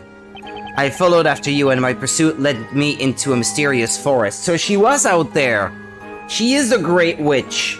Not Basilla, but another Great Witch. Upon doing so, I witnessed the most unusual scene. Several mysterious robed figures surrounding a character whom they referred to as the Great Witch. The Great Witch hiding behind that masked exterior was none other than you, High Inquisitor Darklaw. My Inquisitor, how very interesting. And where, may I ask, is your proof of this? Proof? Well, did you not even remove the mask to confirm the identity of that person? Well, I was unable to confirm anything. Thanks to her use of witchcraft, I was robbed of consciousness. Is that so? In that case, Barnum, I'm afraid I will have to treat what you have just said as treason. And treason against the High Inquisitor means treason against the storyteller. There's no treason against the storyteller if he's already dead. Is there? You there? Yes, milady! Escorts Zacharias Barnum to the dungeon for his crime of treason. Yes, milady? On second thought, you may prove a handful for the likes of you men alone. I shall come along and assist to your escort. Now, ready the horses! Yes, sir, I mean, milady. No, you can say sir. She's got more balls than the lot of you, so now she's sir. Wait right here, Barnum. We're taking you into immediate custody. I do not believe it. I will not believe it. I cannot believe that Espella Cantabella is the Great Witch Basilla. Blast of all the times. Inquisitor Barnum, please know that it pains me to restrain the great defender of Labyrinthia. There is no need to apologize. I am aware that you are only doing your duty. But sir... Woof, woof, ruff. Constantine, what are you doing here, boy? He's too cute. My faithful companion, Constantine. I'm sorry to say, it appears that your master has reached the end of his career. A great task has befallen me, but now I shall be unable to complete it. It's such a pity. This is pitiful. The once great Inquisitor Barnum, conveying words of remorse to his faithful dog. Barnum is a truly good guy. Yeah, more so than we would have been led to believe at first, I guess. Like most Inquisitors, or prosecutors, sorry, in Phoenix Wright anyway. And what, may I ask, was this great task of which you spoke? That's simple. To find the truth. The truth? Until I met Sir Blue Knight and Sir Dark Hat, the question hadn't occurred to me. Is Espella Cantabella really the Great Witch Basilla? Why would the storyteller write a story in which his own daughter is executed? I, Zacharias Barnum, as a defender of this town, must know the truth behind this. I'll tell you one thing, Inquisitor Barnum. I'll tell you why you were unable to find the truth. What is the reason? There is one... Something I lack. Ah, crap. One thing you lack, something I lack. What you lack is resolve. What do you mean? In order to find out the truth, you went to great lengths in following me to the woods. I don't reproach you for that. You felt it was your duty as a knight. But that's also the problem, Inquisitor. Why could you not go to such lengths when it came to doubting the storyteller himself? Oh no, Monica, no, don't go, please, no. That's crazy. No, don't go! It's crazy. Not right for a knight to question the integrity of his lord and master. And so you failed. Your knightly pride was your critical flaw. Huh? Critical flaw? That tower, the one in which the storyteller lives. Perhaps the truth you were seeking could have been found in the small room at the very top of that tower. What are you saying?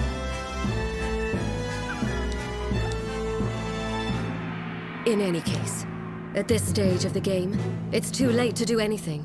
So I suggest you assign your unfinished task to that faithful dog of yours. Huh? Very well then, Zacharias Barnum. It's time to go. From this evening, you'll be spending your time in a damned dark place, deep underground. It might be a good opportunity for you to cool that hot head of yours. Constantine, help me!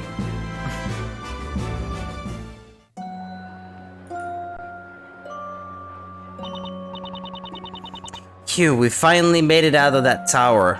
Excuse me. It's...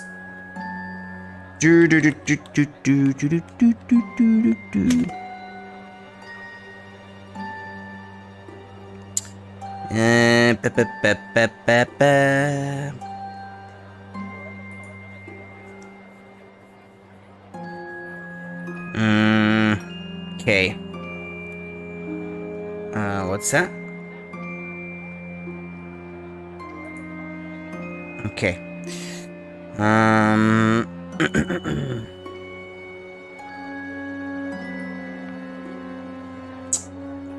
Pardon me. We finally made it out of that tower. Seems more stable now, just needs to stay that way. Can't afford to move a muscle for fear that the Wi-Fi might start going away or something. No. I second that feeling. For a moment there, I wonder if we'd make it out safely. There's probably not much time until Espella's trial begins. I say we look around for clues, so we at least have something to go on. Indeed, that sounds like a wise suggestion. However, if it's alright with you, I'd like you to take charge of this particular investigation, Mr. Wright. Sure, no problem, but what about you, Professor? Me? Why, there is a place of particular interest that I would like to investigate. A place you'd like to investigate? Where is that, Professor? Ruff, woof, woof. Ah, Constantine! Wow, where the heck did he come from? Constantine looks rather worked up. Could something be the matter with him? I don't know, I'll ask him and see. Ah, good idea, Luke.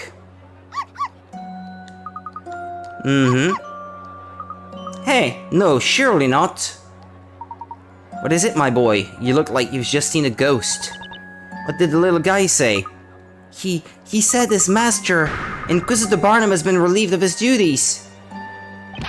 You mean Inquisitor Barnum is no longer Inquisitor Barnum? Bottom.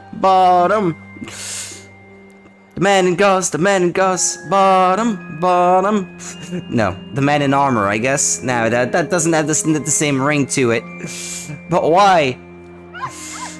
Ruff woof, woof. I need a Constantine plush. Maybe they exist? I don't know. Or someone who is, well-versed, I guess, in these things may have made a custom one. No. That's not what I meant.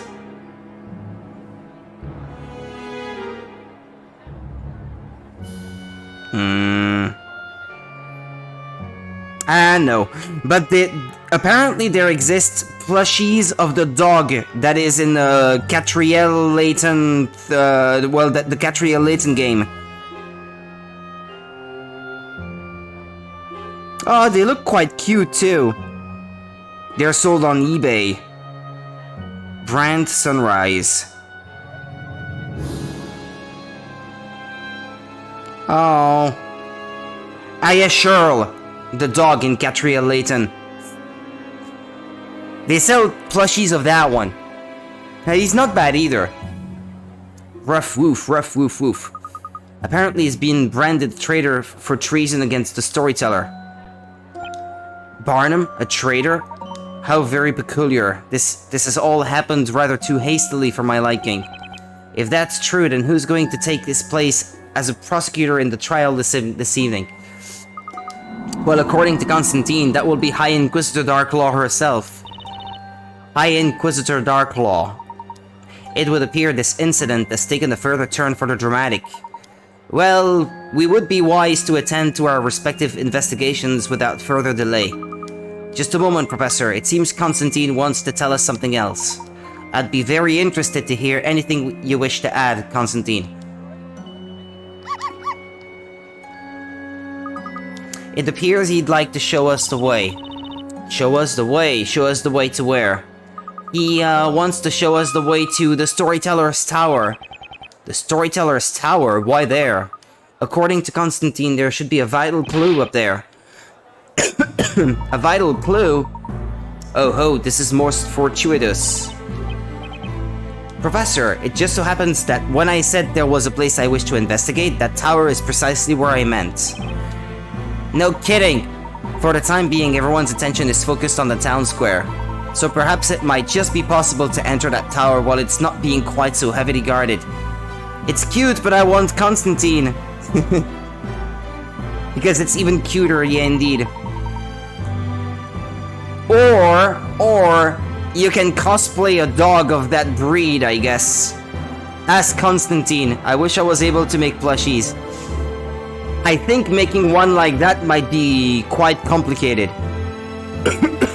To make a fluffy one, the little helmet and all, yeah.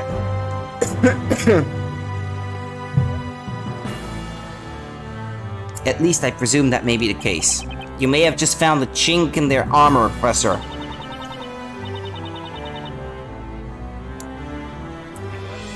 Excuse me, isn't that tower where Espella used to live when she was a kid? What kind of clue do you think could be hiding up there? Maybe the clues lie in Espella's past. Constantine says he knows a shortcut. He can lead us straight to the Storyteller's Tower. Follow me, Sir Top Hat, he said. Mr. Wright, I suggest we split up into two groups. Okay, Professor, be careful up there. Don't worry, I shall be sure to return armed with that vital clue. We'll be waiting for you. In the meantime, we'll make sure we're armed and ready for the trial. Mr. Wright, within the final story was written the following. The town, finally freed from the shackles of the story and witchcraft, will bathe in the morning light of the new dawning day. The new town will be aglow with freedom from the past and fresh hope for the future. If this story is to have the finale that has been promised, Espella too will bathe in the morning light of that new dawning day. I'm with you on that, Professor. Let's work together to make it happen. Farewell for now, Mr. Wright. Come on, Luke. Right you are, Professor. Come on, Constantine. Show us the way.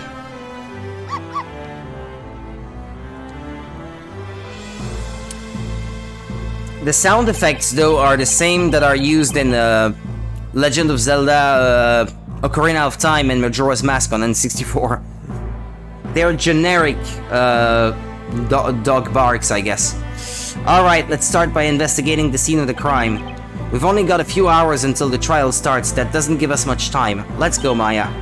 Right. I'm sure the professor will bring us back something we can work with. Let's be sure to hold up our end of the bargain. You got it, Nick. What is it, Maya? It's Espella. Her eyes are all funny again, like last time. Like last time? Yeah, like they were back in London. I mean, it's like she's completely spaced out again. Now that you mention it, it was almost like she was being controlled by some kind of drug or magic back then.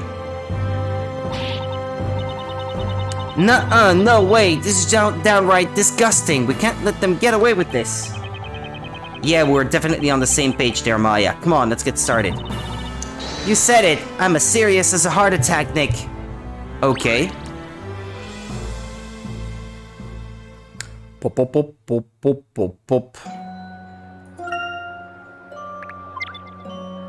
I can't move back to where I was before. No coins. Figures, there's still a ton of people around. Well, considering what happened, I guess it's only natural. There seem to be fewer knights, though. Nick, look out! Make way! Make way! Arg! Ouch! You wimp! How could you be sent flying by a little bump like that? Because he doesn't have a ton of armor for stability, I guess.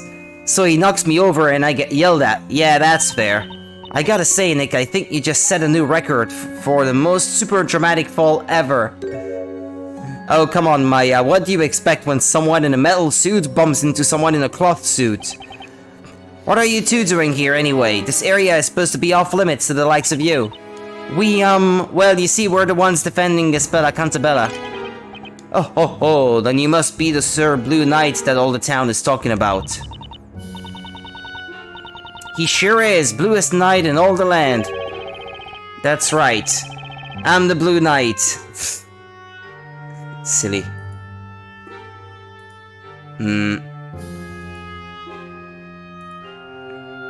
Okay, excuse me. Not working? Ah, like that. You look a little green for a knight, if you ask me. Thanks. Well, feel free to investigate the area. Over in the square, they're setting up the special outside court to be used in the upcoming trial. We vigilantes are spread thin guarding here, so you do your best to keep out of our way. Well, there he goes. You know, Nick, you're becoming quite the celebrity around here. I'm not sure celebrity is quite the right word. What's up, Nick? It looks like the vigilante that ran into me just dropped something. What is that? It looks like some kind of patrol record for the guards. Patrol record? Judging by what's written here, it looks like they've been taking turns guarding this bell tower 24/7. You mean they've been guarding it around the clock? Why would they do that? Beats me, but the important thing here is the fact that it was under close guard at the time of the incident took place. Oh, right, so I guess it would have been impossible to just troll in through the front door, huh? Exactly. Anyway, it might be a good idea to hold on to this for now. So anyway, where were we? Oh, right, off to see the crime scene. Better have a look before another dork in a tin can shows up. He's like me, he liked that formula for calling the knights dorks in tin cans. It looks like they've left the crime scene completely untouched. Yeah, even that flower the boss threw at them is still all over the place. Yeah. I still can't believe she took on a bunch of fully armed vigilantes. With only a bag of white flour and a rolling pin, too. Just goes to show how much Patty cares for Espela, huh? Of course she does. After all, Espela is like family. That's another reason we just have to rescue Espela, Nick. That's right. Then what are we waiting for? Let's bust out that magnifying glass and get this search on the road. Well, there's something shiny. What's that back there? Hey, this looks like a floor plan of the tower. Hey, you're right, but I don't remember seeing it here before. I guess the vigilantes must have been using it for their investigation and left it behind when they hurried off.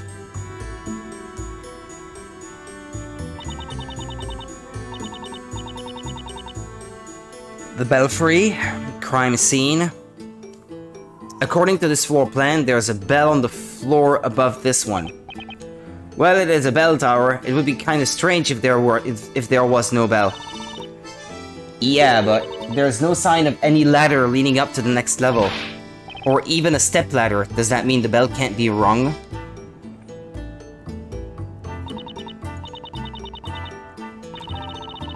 Anyway, Nick, this floor plan could be useful. Hurry up and stash it in your pocket.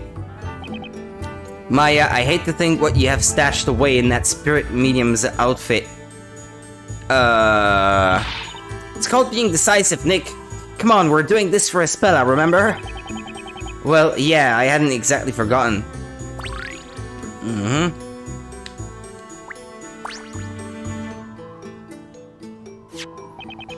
Look at this, it's a pendant. The leather strap seems to have broken.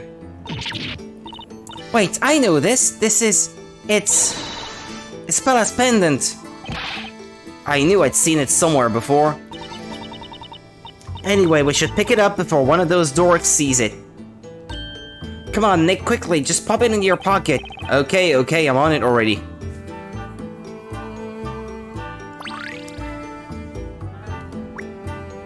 This part has gold on it, I wonder why.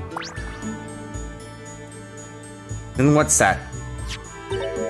I wonder what this is. Looks like a robe to me. A robe. Say, this reminds me of the robes those weirdos in the Eldritch Woods were wearing. Come on, Nick, try it on! You've got to be kidding. Thing's drenched from all the rain. And besides, it's covered in that flour Patty threw all over the place. Yeah, I guess you're right. It does look pretty beat up, huh? And that flour is not coming off easily. It's all stuck to the wet robe. Okie dokie, dear Monica. See you in a moment. And that flour is not coming off easily. It's all stuck to the wet robe. You know, I can't put my finger on it, but there's something weird about this robe. Weird. Remember when we first arrived here? I could swear there was nothing like this lying around, was there? I'm not really sure, but I sure don't recall seeing it. This robe's pretty big. It looks like it would fit someone my size.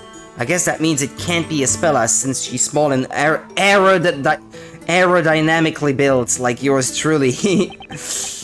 Aerodynamically built. Huh. Is that so? Excuse me. Anyway, it may provide a useful clue. Let's make a record of it for now.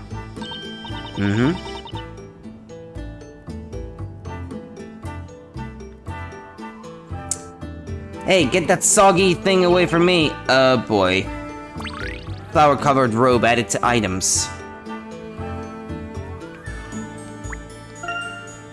Here's the bag of flour Mrs. Eclair used to hit those knights. Looks like it's still all over the place. Boy, the boss sure is something, huh, Nick? Now that's the power of love. The bag of flour was brought here after the parade, so it won't really be of any use as evidence. What's this? A control panel. I wonder what it's for. The bell? If it's a control panel, shouldn't there be a lever or a button or something? Wait a second, what's that? There's a thing for the pendant. There seems to be some kind of recess here. Looks like something fits inside of it. Hey, nice catch, Maya. That recess, I've seen something shaped like that before. Ah, this shape, it's Espella's pendant. You're right, it is Espella's pendant. I knew I'd seen that shape before. But why? Why would her pendant fit inside this recess? Don't ask me, spirit channeling, supernatural possession. Those are things I know, Nick. Well, seeing as we don't know, there's only one way to find out. Let's slot it in there and see what happens. Sounds dangerous. What if that summons the dragon? There's some kind of control panel with a recessed part where the pendant that Espella left behind could fit. Okay, calm down. I guess there's no harm in trying. Hold it! Hold it right there, Sir Suspicious Blue Knight. Oh, not them. Dorks in tin cans.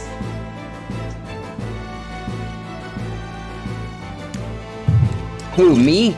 Yes, you. What exactly are you up to? We're just, you know, carrying out our own investigation. Bah, you can't fool me. That thing you just picked up. The thing that even as we speak you are attempting to conceal in your pocket. What is it? Oh, you mean this little thing? It's, what I guess you'd call it a pendant? It's, absolutely nothing to do with that whole crazy incident just now. I swear Nick's attorney badge on it. Enough! I saw it, all of it, every single move, from beginning to end, including just now. That right there is the one piece of evidence I was looking forward to coming back and picking up myself. I saw it too, me 3, me 4. Me 2, me 3, me 4, okay. That's like Monty Python's level humor. Now then, hand over that important piece of evidence now. Shoot. No! Espella's pendant! Snatched away from us just like that. I must report this to the High Inquisitor immediately. Me 2, I'll accompany you. Me 3, me 4. I was gonna say, we need Trucy, but she isn't actually born yet, I believe. At the time when this is taking place, yeah, it's possible, or she's too young anyway, maybe. I mean, Maya is a little bit older than Trucy, but not like 20 years older or something. Yeah, she isn't around yet, at least, yeah. That's perhaps a better way of putting it, indeed. There they go with Espella's pendant. And I was certainly planning on giving it back to her the next time I saw her. But more than that, I so wanted to try fitting the pendant into that recess in the panel. What now? What now? It's before Apollo Justice. Aye, okay. Yeah, she's probably born, but she's a child. Probably not much older than Luke, I guess, at this point. Actually, I'm not sure, Monica, but I will believe what you say if you say that it is. No way is that panel just there for decoration. I'd better add it to my items for future reference.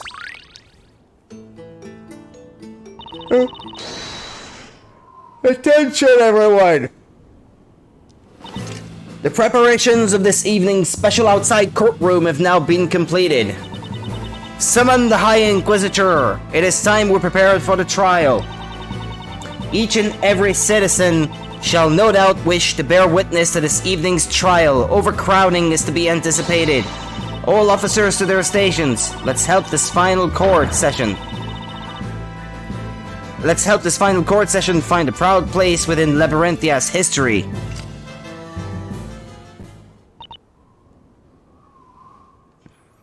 Nick! Looks like we're out of time, Maya. I guess that's the end of this investigation. Well, it was not very long, was it?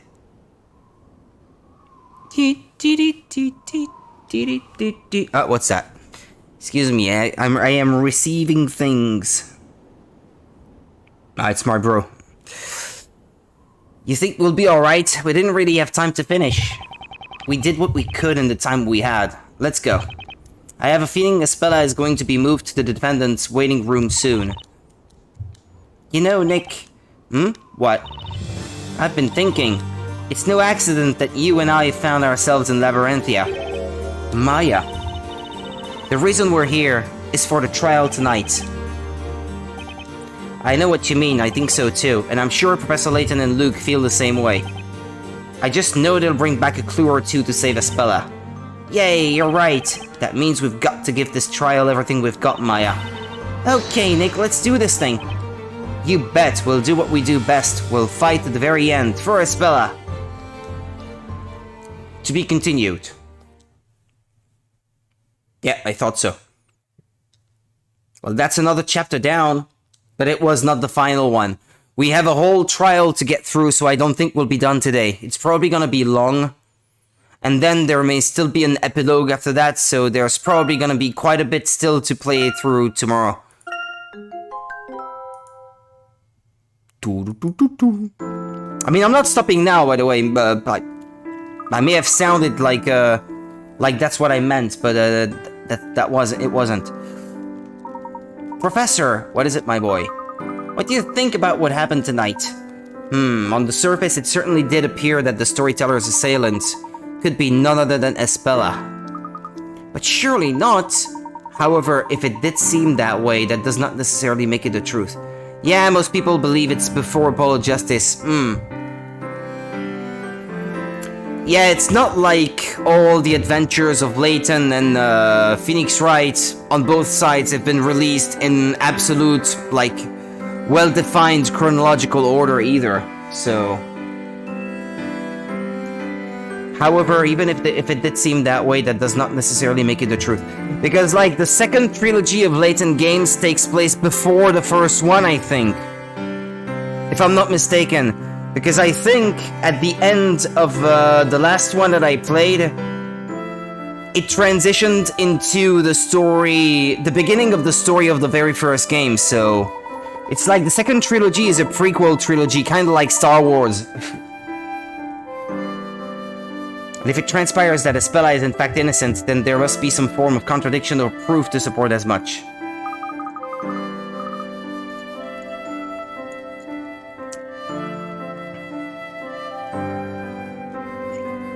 Do you believe it's after the third game? Mm-hmm.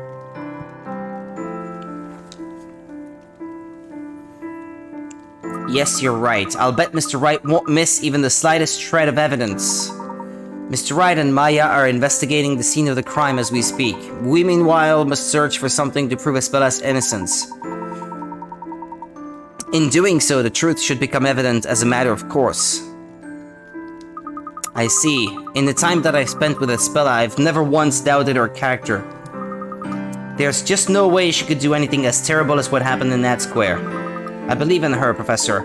I know you do, Luke. We are Espella's friends, and as such, we must believe in her. Too right. First, let's make our way through the gate. Uh-oh, the door is still locked. And there are no knights here to open it. What's the matter, Constantine? That's great, thanks. He says there's another way in, which only the knights know about. That's a relief. Could you show us the way, Constantine?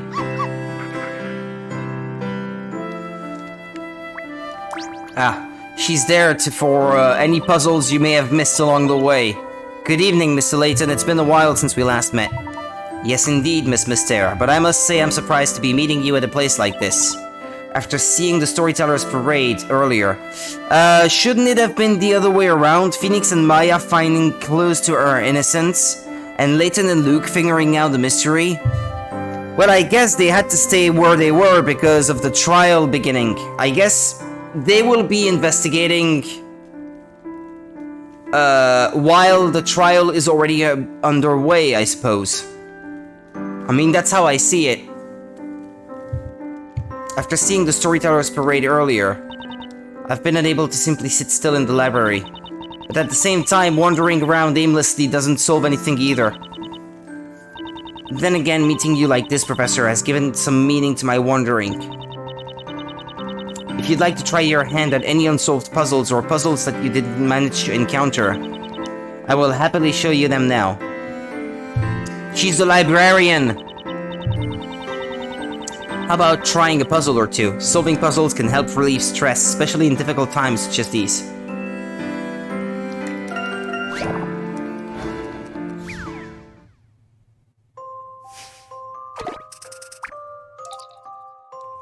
Magical window. Two princesses enjoy a fun-filled night of dancing, their forms illuminated by the moon, shining through the window. However, this window contains mysterious magic by which images reflected in the glass are distorted and flipped. Use the stylus and touch the pieces of glass to rotate them. Rotate the pieces to restore the princess's reflections. Okay.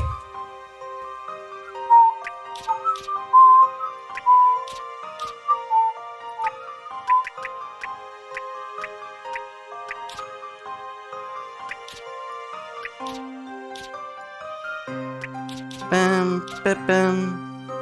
Ba-ba-bum, ba-bum, ba-bum.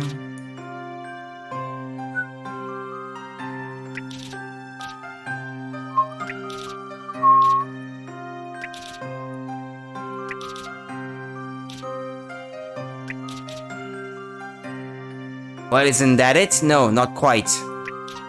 Like this? But things are flipped, they said, no?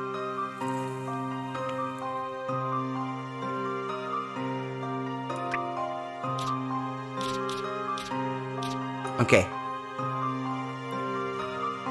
That's so easy, though.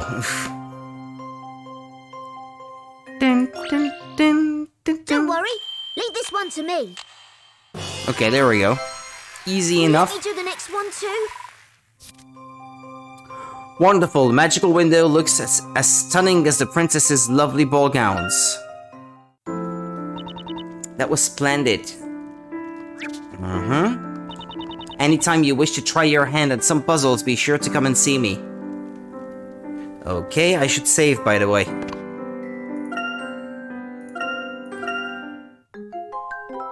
Not much of a puzzle indeed, yeah.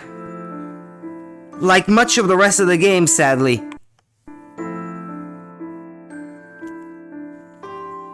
Not that I mind having a game that's a little bit easier than usual to play. Especially feeling tired like I am. I might be struggling otherwise on complicated puzzles, but well.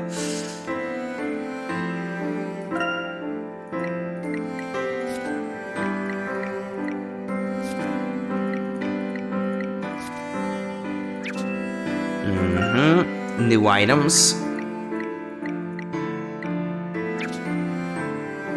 And the puzzle index.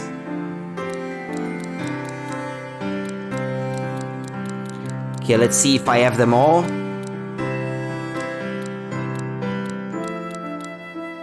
Well, I missed 56 by the looks of it.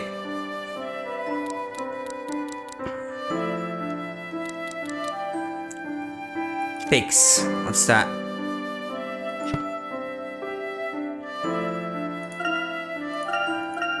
Okay.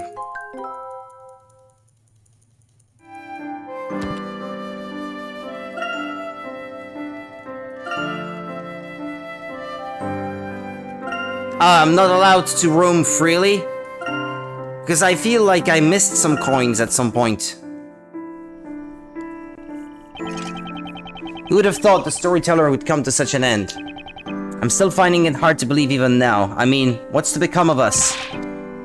Wish I knew. I'm more worried about Inquisitor Barnum. He's being held on suspicion of treason. This whole thing is just one big headache. No matter what, the future ain't looking too bright. Enough of your pathetic whining. You call yourselves knight? Oh, Captain. The storyteller is gone. Inquisitor Barnum is gone. And who do you think is suffering the most because of it? The townsfolk. That's who. It's now that they need us the most. We must be there for them, to offer our support. Yes, sir, that's certainly true, but with things the way they are, what can we possibly do? Pitiful. Over there, isn't that... It would appear even the knights are unsettled, my boy. What's going on? What's going to become of Labyrinthia now? Well, according to the final story, once all this is sorted out, there will be fresh hope for the future. So it's a little early to be losing heart just yet. I hope you're right. Let's do our best to make it so, Professor. What's this?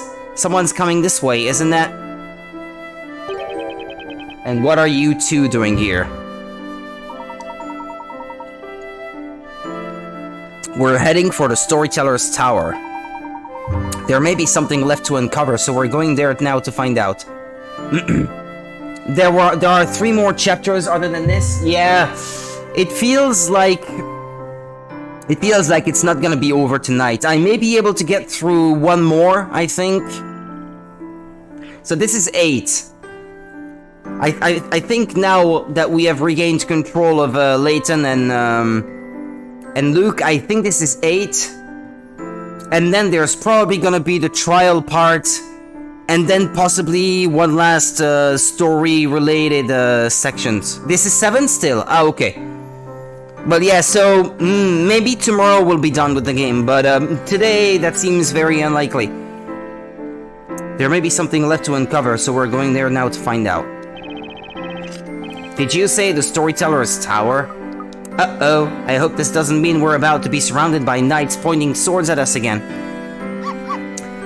I'm a bit curious to know how long Alice the Madness Returns is. Alice the Madness Returns, howlongtobeat.com.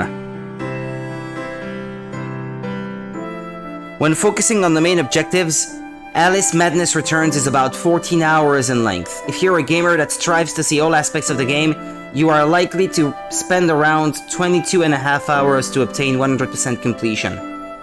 Okay, so I think that's probably gonna take... most of next week, I'd say, probably, to play Alice.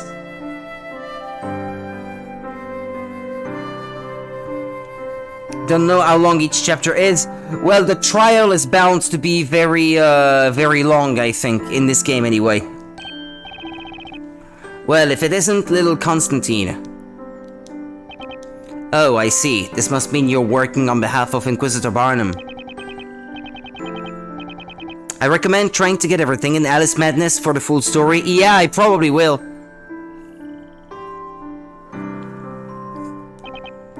In fact, I insist that you proceed.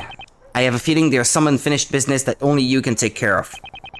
For all our sakes, go there and fulfill your quests. And in doing so, show us all that there is still hope for the future of Labyrinthia. Captain! Very well, we shan't let you down. Let's go, Luke. The Storyteller's Tower stands right ahead of us. So you've watched someone play it before, Monica, or is that something you've played yourself by any chance? Me, I don't know what it's about. I just remember this being something that I thought might be very interesting to me anyway. Look, I can see the tower right over there. But how do we get to it? I believe this may be where our little friend comes in handy. Wouldn't you say, Luke? Right, of course. Woof, woof, woof, woof, woof, woof. I see. You're saying there's a path. He says there's a path leading from behind the audience room right over to the Storyteller's Tower. I've seen someone play it before and kinda watched it as a movie. Ah, okay. I see. It's that good? One could hardly ask for a better guide.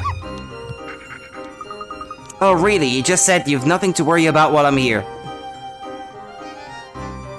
Those old cutscenes movie videos? Ah, okay. So without the actual gameplay sections, I suppose. Without the interactive sections. And then he added, you might want to worry about that Sir Blue Knight though. I hope Mr. Wright and Maya were able to come across some clues. I don't think we need to worry too much about them. I'm sure they'll be alright. Wouldn't you agree, my boy? Of course, Professor. Minimal gameplay usually. Okay. I see. While I was teaming up with Mr. Wright, one thing became clear to me. He's definitely someone that will always do his best to protect his friends. I agree, Luke. He's a fine young lawyer with a heart of gold. I'm quite confident the trial is safe in his capable hands. Me too. And then there's Maya, always strong and courageous. Not to mention full of energy. She's a bit reckless sometimes, but always with good intent. We're lucky to have them on our side. I'm really glad we met them, aren't you, Professor? Yes, Luke, I'd certainly agree with you there. Both Mr. Wright and Miss Fey are friends that can truly be relied upon. But at the same time, High Inquisitor Dark Law would be a most formidable opponent, one unlikely to make any careless slips. Which is why we must all do our best and work together. Including me, right? Of course, I certainly couldn't do this without you, Luke. Don't worry, Professor, I'll give it everything I've got. That's the spirit, my boy. I see we will meet an interesting pair of characters in the trial. Ah, okay. Shh. Wow, you don't realize how tall the tower is until you see it up close like this. It certainly looks ominous in the moonlight. There's a vital clue waiting for us here, isn't there, Professor? Oh, maybe this is where the moon has a coin. No spoilers, don't worry. That's what I'm counting on, Luke, and it would seem that Inquisitor Barnum had the same idea. Yeah, I know you wouldn't spoil myself, you wouldn't spoil me, Monica, just teasing. That would explain why Constantine is helping us. So this is the tower in which the Creator resides. The tower that none of the townsfolk nor even the knights dare visit. It's surrounded in secrecy, that's for sure. It's a bit like the Eldritch Woods. Indeed, those woods are certainly an enigma in themselves. Not to mention those underground ruins. Talk about mysterious places. If the storyteller really did know everything about Labyrinthia, I'd have liked to have asked him a thing or two about them. It's possible there may be clues related to those places, as well as a number of other matters waiting for us within that tower. In which case, there could also be any manner of traps and contrivances awaiting us as well. Look, Professor! Luke, what the fuck are you doing on the moon? Incoin! We shall have to be doubly careful from here on in. Got it, Professor. Okay. I believe if I just pan the camera up, the moon should come in focus. You've what? You've completed your mission? He says he's worried about his master and wants to return to him now. We couldn't have come this far without your fine guidance, Constantine. We can take it from here. Woof ruff, woof woof ruff. Constantine says we're the ones his master chose, so he knows he can leave this quest with us in good faith. We're honored, Constantine. Thank you for your help. Yes, thanks a lot. Take care on your way back. Woof. Inquisitor Barnum loves this town more than anyone and has done his utmost to protect it. Let's bear that in mind too, Luke. We have a responsibility to fight to the end for him and for everyone else in this town. I'm ready if you are, Professor. It's here, no? I think, yeah, there's a hint coin in the moon. Well, it doesn't say anything, but so it's probably where the video takes that idea from, I think. But yeah, there's a hint coin in the moon. There you go.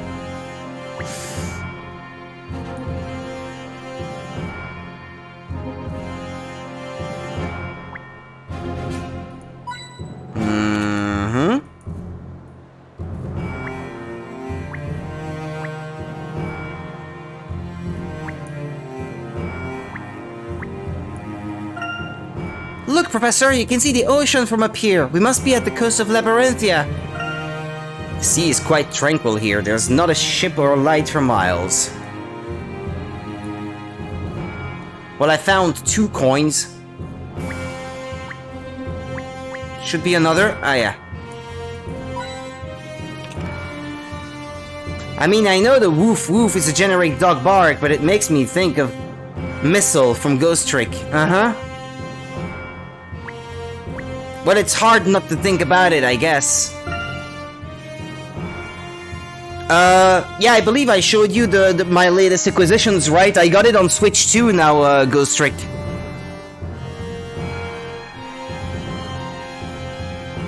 I figured it's probably gonna be the definitive edition for the years to come, so might as well get it. And also, it's, well, at least it's something that's easier to stream in the future, should I ever wish to replay through it, because the Nintendo DS game, well, it's always a bit tricky to set up things.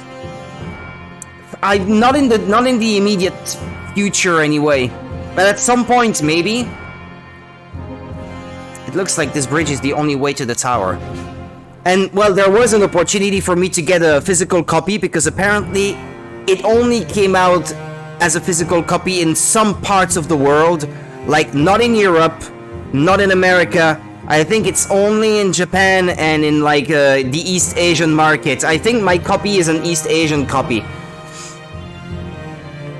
But yeah. So I figured, well, it's probably gonna become very expensive in the future, like the original, so I never got to watch you play it back then. What are you talking about? You didn't? I thought you did. Wait, what? Really? Or am I misremembering?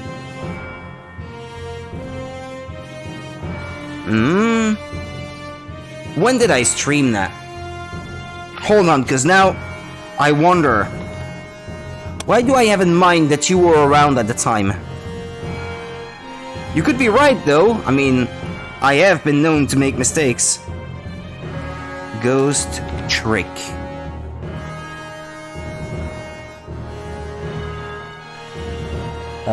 June 2020.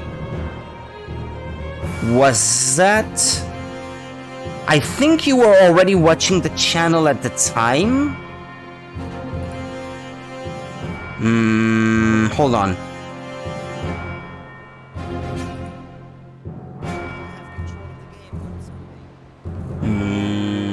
Jeff was watching at the time. Yeah, you were senpai trash at the time, Monica, still. But you were watching. Oh, maybe you didn't watch the whole thing. Yeah, that's possible, yeah. But I was just watching and saw you pop up in the chat that was permanently displayed on the screen, and yeah, you were senpai trash at the time.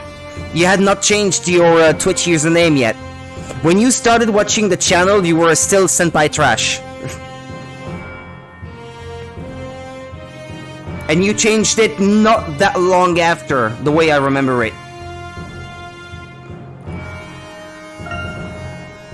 This is quite the long bridge indeed. I don't see any traps or contrivances here, representative of the storyteller. Okay. Let's move. Perhaps. No? We can't? Enter. Ah, okay. And then 3 puzzles.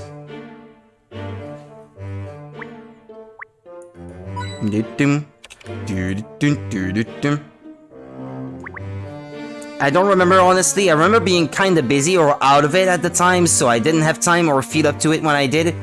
It's, yeah, I wouldn't say that you watched the whole thing. I honestly couldn't remember in that, like, deep detail. Sorry, as much as I would like to. But, you watching at least some parts of it and commenting on the game at the time, I think I remember that much, at least. But yeah, probably not the whole thing. Professor, I can see the storyteller's tower from this window.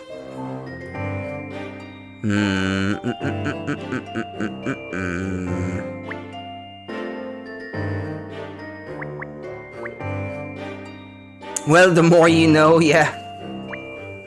It's not like that's super important or anything, but for me, it's fun to reminisce anyway. Okay, that would be 2.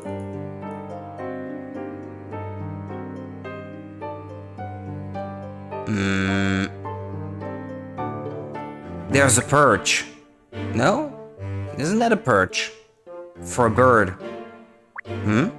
What's that? A royal-looking crimson-purple fuchsia carpet. Crimson-purple fuchsia carpet, okay. This place has not changed in the least since we last saw it. It's so empty without the storyteller, though. What's that? We must cross the bridge to access the storyteller's tower. No lights are on in the tower. No one's home from the looks of it. You remember the Ace Investigation stream? Yeah. Yeah, 2 guys being required to blow away dust. That's probably something that most people remember. A mysterious symbol representing the sun and the moon. The sun and the moon have something in common. They both shine in the sky. This cannot be a mere decoration. Someone has drawn it here for a reason. But it's the emulator on the Wii U that was like that. I mean, it's not meant to be played that way, but it was the most convenient way I had access to at the time to be able to stream Nintendo DS games. And I'd still say it's still a solid way to play them, actually, because of the fact that the controller has a touchscreen like the actual console. I was thinking it was How I Found You, but man, that's right, I remember that. See? Even you remember.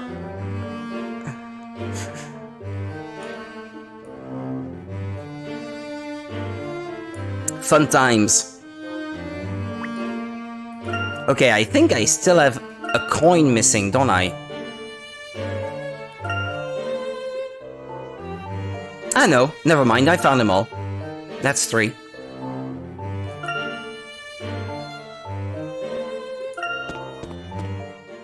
Okay, and so I have to examine the tower itself? Ah, yeah, there's a puzzle on it, okay. My mistake. It seems the mechanisms put in place to protect the tower are still operating. Does that mean we can't get inside?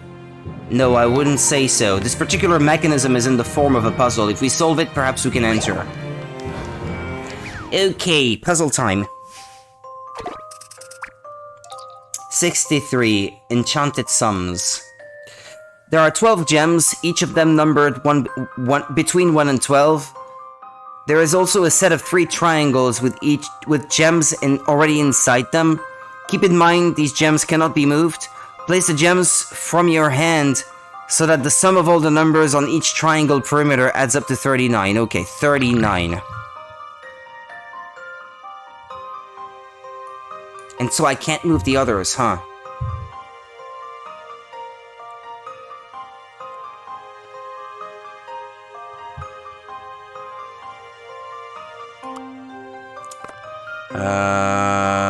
That means there would be 2 here.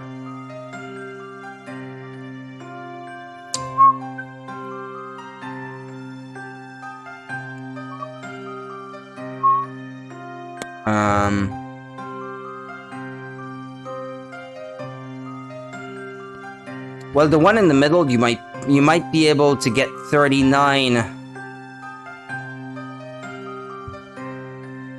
with smaller numbers because it's already full of those things.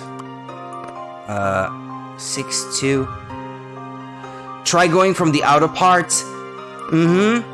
Yeah, probably. Although I do have to consider, well, that those of the outer parts also have to factor into those other inside triangles. So it has 3, the outer one, 1 at the top and 2 at the bottom, and it's still missing 3. But anyway, let's count them. So 39 minus 10, 29. So I have to figure out 3 balls that add up to 29 together. Okay, how can I make 29 with 3 balls? 7, 12, and 10, maybe. That seems like a good combination. Maybe even the only one that works.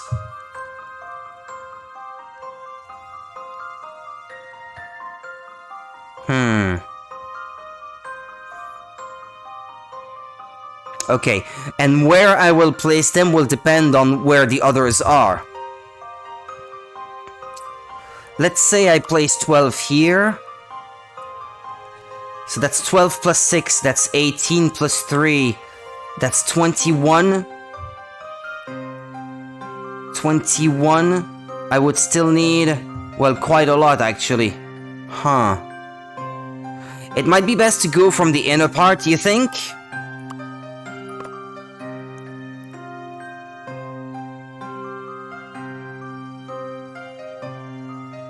The problem is that there are so many triangles when you really look into it. I mean, that's a triangle. That's a triangle. That's a triangle. This one here is a triangle. This one here is a triangle. This one here is a triangle. This is a triangle too. You see what I mean? I'm pretty much blank on this one. Yes, I am. Don't feel bad. I feel the same way at the moment. And the fact that I am tired like you is probably not helping either. I don't know. I feel like if I don't solve the outer one first, I'm not gonna make it.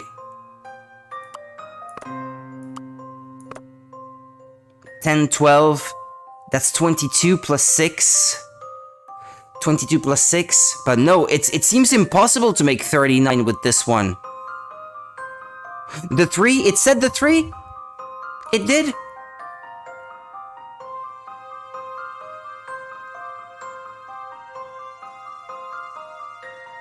Ah, the 3, okay, not all of those that it's me trying to make it more complicated than it needed to be then. Once again. Although, which 3 then? Which 3 triangle are we talking about? Because otherwise, there would be balls in the middle that don't count. It's poorly explained, I think. Don't you think so too? I think it's poorly explained.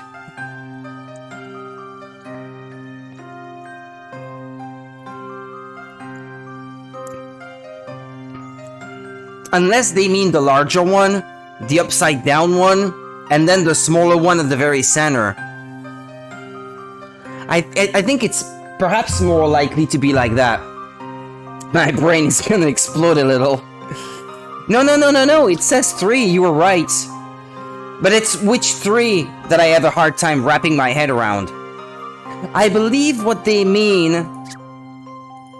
Bear with me on this one. I believe they mean the larger one. And then, because you can see the pointy ends of another triangle upside down here, they mean this one as well. And then the third one would be the small one in the middle. I think it's the only way that makes sense with the explanation and the way that they are represented now. So, what I thought at first about making it make 39 with this little triangle in the corner, it wouldn't be possible, I think. You could try forever and never actually manage to do it, I believe. Ah, well, there, see? Now, because this one makes 39, it reacted. Now, it remains to be seen if I can still make it with the rest, though. 10 plus 9, 19. 19 plus 12, 21, 31. 31 with these 3. I think it's gonna be too much. Okay, let's try it that way. 19 plus 7. 26.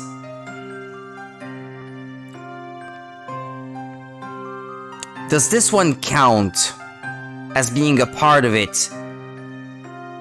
I believe so.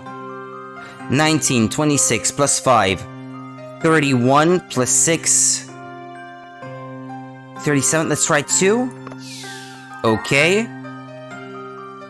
And then with those in the middle, well, I guess maybe it doesn't matter. Ah, okay, there we go. Okay.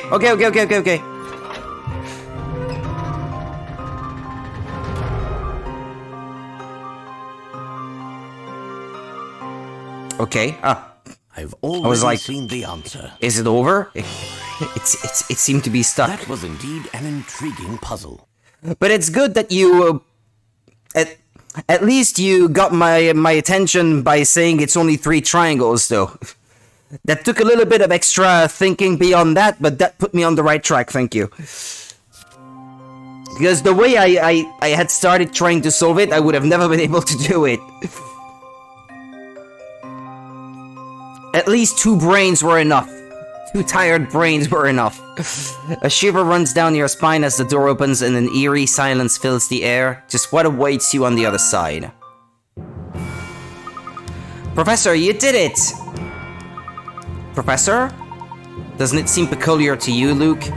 To get here, we had to make our way beyond the guard post and through the knight's garrison. That would normally be considered sufficient defense against intruders, or so one would imagine. Yeah, I guess you're right. There were several knights around as well. And yet, in addition, we found that contrivance in place on the door. It would suggest to me that something of great importance must be contained within. Let's go on in and find out, Professor. Ah, well, if it's the end of a chapter...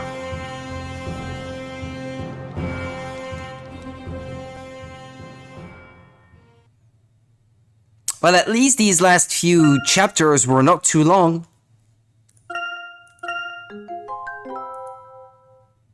Ah yeah, chapter 7 complete. Okay, so that was still chapter 7 indeed. On to chapter 8, I guess. Yep. Which is it going to be? The trial or... Ah yeah. The trial.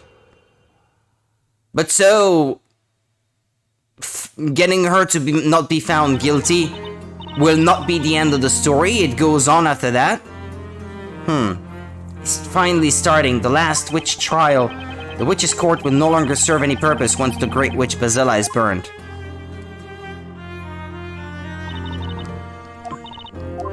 But Espella isn't Bazella! I'm not buying it one bit. I mean, the storyteller is our father. I don't know what happened between them, but a father would never do that to his child. I think you're right, Maya. But no one else does. They're all throwing accusations at her. I just feel so sorry for Espella. It feels like this whole case is under some kind of bad spell. Spell? I guess Layton and Luke will come barging in at just the right time explaining everything. Probably, yeah. Unless you play part of the trial, and then the part where they solve everything, and then they just erupt in the courtroom. Or, I guess they erupt in the courtroom, and then it goes into a flashback of what they have been doing in the meantime, and then it cuts back to, for the final chapter, to the whole case being solved, I guess. Yeah, maybe, I don't know. Well, we're about to find out anyway. We just can't see it yet. That's why it's so vital that we expose the real witch behind all this, and we've got to do it during this trial. I tell you, it's Dark Claw. She's evil. I believe in you, Nick. Oh, by the way. Yeah? What are you going to do during this trial? I mean, if you were thinking about watching.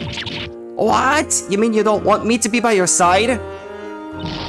I didn't take you for such a cold-hearted guy, Nick. Well, it's just that you've been known to jump into cages and go down into through the flames and stuff, so that's not what I mean. Let me finish before you start jumping to conclusions. What I was going to say is that you can't let people see you. You're supposed to be, you know, dead. You were cast into the flames, remember? Actually, I didn't even think about it in those terms, but yeah, he's completely right. Phoenix Wright.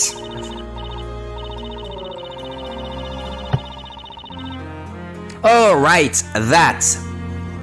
You mean after I was on trial for the murder of Sir Top Hat? Don't underestimate me, Sir Blue Knight. I've already got it covered. Check it out, I brought this with me. With this masterful disguise, I shall be transformed into Maya the Ironclad. Or you could have channeled your dead sister. That would have been useful. That way you could stay at my side and, well, people not really recognizing you, I guess. Your faces look different enough, I suppose.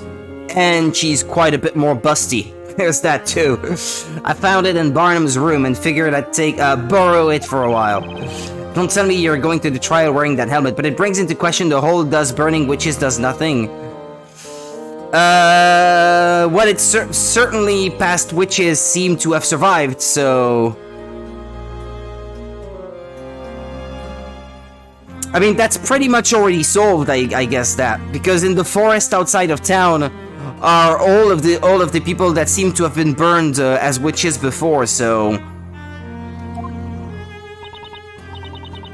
I sure am. Can't be Maya the Ironclad without being clad in some iron. Let's just hope Barnum just doesn't flip out if he sees you wearing his trusty headgear. Yeah, the people don't know that, yeah. Indeed. Anyway, I'm going to do what I can to help. We've got to save Espella, right? We will. Come on, let's get going. It's time to break whatever bad spell Espella is under and put an end to these witch trials once and for all.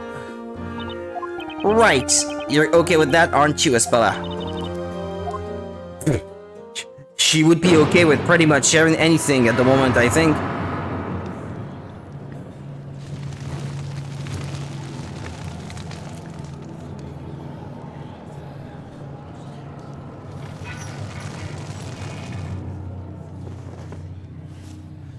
There's a ton of people out there, Nick. Let's do this. Come on. Mm-hmm.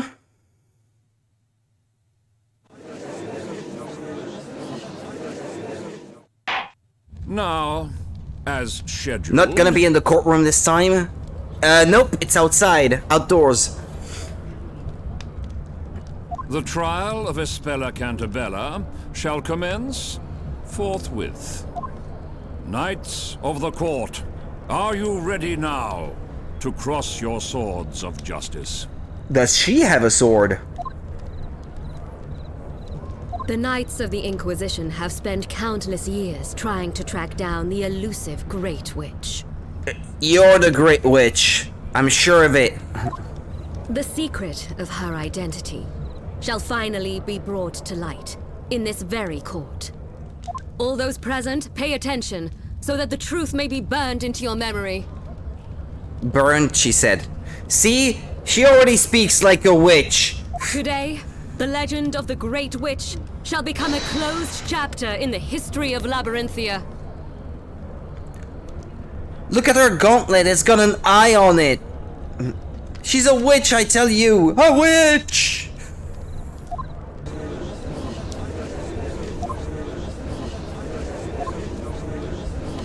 You could cut the atmosphere with a knife. It's so loaded, but at the same time, oddly subdued. And now, the whole truth shall be revealed to all. The moon, eye of the I told night, you, just burn shall all bear the witness women. to that. Problem solved. Don't you agree, Defender? No more witches. Your Honor, the defense is ready. I don't know if it's alright for me to laugh at this. Makes me sound like a sicko. But I can't help it if it's funny though. Your Honor, the defense is ready. How regrettable. I see you won't allow yourself to be provoked.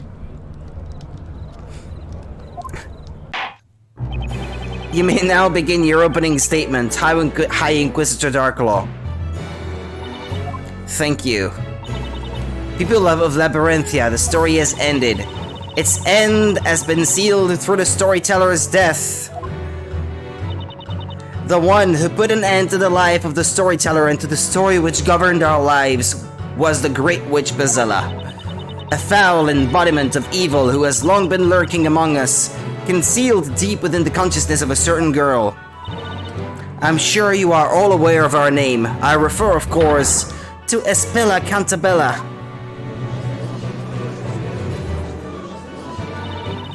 Today at dusk, a tragedy unfolded right in front of us all. A giant fire dragon descended to the town square, devouring the storyteller. Is he truly dead? Yeah. Do people really die in the Layton games? Ever? I don't know. It's kind of hard to believe. I mean, if the witches didn't, then maybe he didn't either. A giant fire dragon descending into the town square, devouring the storyteller. 'Twas a nightmarish vision that we shall never be able to forget. No body, no case. Does a pile of ash count? That fearsome fire beast of which we had only heard tell through legend returned at the hand of the Great Witch. Indeed, it was just as in the illustrations of the legendary fire, and the girl within whose heart lies the Great Witch herself has committed her final and most heinous crime. The crime of patricide! They don't know the meaning of the word, so they were like, the what? May this trial serve as an offering. An offering to the storyteller who can be with us no longer. That would have been a good joke. They should have been like patricide, you know? She killed her own father, and then the audience goes, oh yeah, right. Unless they can test that it's ashes of bone and dust, which they can't, then there is no case. Well, yeah, they have no such thing as forensics, I guess, in this world.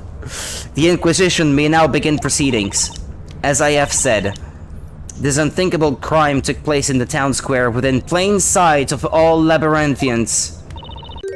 Everyone is a witness. Surely there can be no need for a formal interrogation. You can't say that. I suggest you mind your temper, Defender. In a few moments, you will have no option but to accept the truth. Once we hear it from the very mouth of the accused. From Espella. The Inquisition hereby demands that the accused, Espela Cantabella, testify about her crime. Or rather, that she confessed to it. Why she has her cat next to her? The Inquisition's request shall be granted. Bring Espela Cantabella down to the witness stand. This is it. The last trial. In all likelihood, Espela will admit to the charges. I have only one chance to break whatever spell she's under. When she testifies, there are bound to be some clues to the truth in there.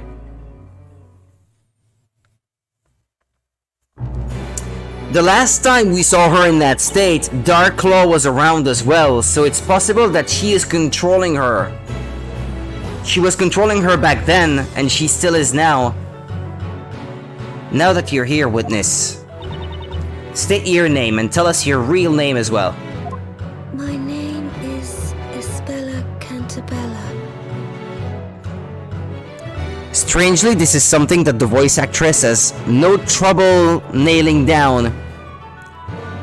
Not expressing any emotions.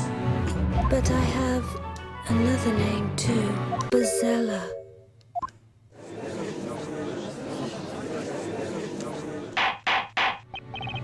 Order! Order! Order in the court! Then you really do admit that you are the Great Witch? You openly concede that you are Bezella herself, the cause of all evil and destruction? Yes. I knew it. We're done. She's Bezella. She's so tiny. Look at Maya on the side with the helmet on. She's still wearing the same clothes though, so how are people not recognizing her? How terrifying. I mean, she killed her own father. How dare she kill our beloved storyteller? We don't want the trial. We want to see her burn. Burn! Burn! Burn, baby, burn. Burn, baby, burn. Disco Inferno! The Inquisition was right. The accused herself has spoken. It would seem there is no need for interrogation. I assure you, there is none. The only possible verdict has been clear to everyone from the very beginning. Actually, isn't she wearing something other than her dress? Maybe? There's a black cat on her, what is that? An apron? From the bakery? I don't know, maybe? I'm not sure. Magic exists in this world, right? So if you think about it, Espela could be under the influence of a spell too. An apron. What I would like to know is this. Just who in the world are you, young knight? Oh, me? How to put it? I feel as if we've met somewhere before. You still think it's so smart? It was, where was it again? We haven't. It's just your imagination, Your Honor. I mean, my lord. As for who I am, I'm with Sir Blue Knight. Not in a romantic way, of course. Don't ruin all the ships online by fans, Maya, by saying that. You can't do that. Dumb but smart. Yeah, in some way, I guess. Is this a friend of yours, Defender? Yes, and don't comment on the helmet, please. She really wouldn't like to have her face seen. How can I put this gently? It's not something you'd want to look at. What are you talking about? You make it sound like there's a problem with my face. That's exactly what I understood, yeah. But it's the perfect cover, though. She's got chickenpox, so she'd rather not be seen. Phoenix can only be with one person, Edgy, and I will die on that hill. Okay, Monica, I like you too much to want to argue. I can assure you we have no interest in your face, miss. Although I do wonder why you acquired that particular helm. Why is that? Have you already looked up some yaoi online? Some doujinshi yaoi about Phoenix Wright? Putting those two together? If you haven't, I'm sure you will, and you will probably find what you're looking for. I wouldn't be surprised, but I won't be the one looking for it, though. A helm of that ilk is not something you can simply purchase from a street stall. Well, I found it in the forest, finders keepers, you know? Say no more, Monica, say no more. There's no need. There's no need. What are you doing, Maya? You promised me you wouldn't draw any attention. What do you take me for? Of course I have.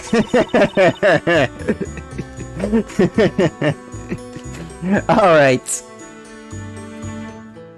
Good job, good job. Sorry, Nick, I lost it a bit. Well, anyway, the defense's opinion is as follows. We should hear the defendant's testimony before coming to a verdict. There may be some things even she isn't aware of. How amusing. As this is to be the last witch trial ever held, perhaps it is only fitting that we cross swords before you accept your defeat. I agree. Thus the accused herself will now testify. Miss Cantabella, tell the court of your involvement in this incident. Is she even capable of it? She can barely speak.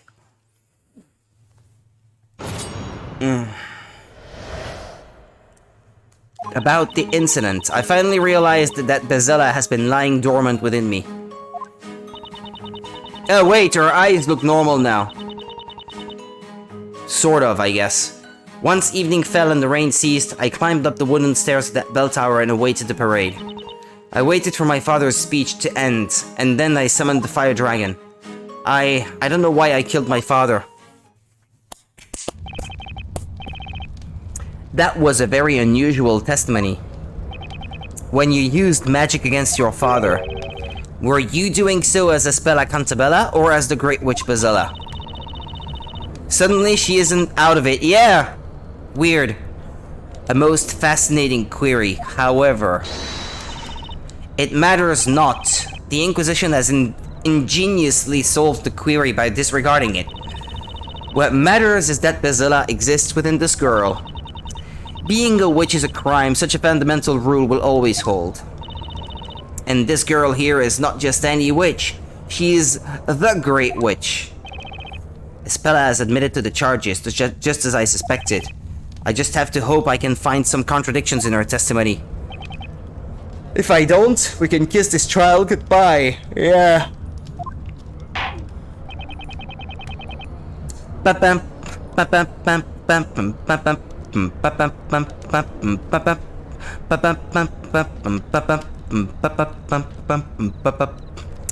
Okay. Excuse me.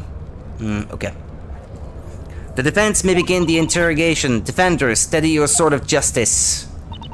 Should I see it waver or point in the wrong direction, I will not hesitate to cut down your arguments and end this interrogation. You had better keep that in mind.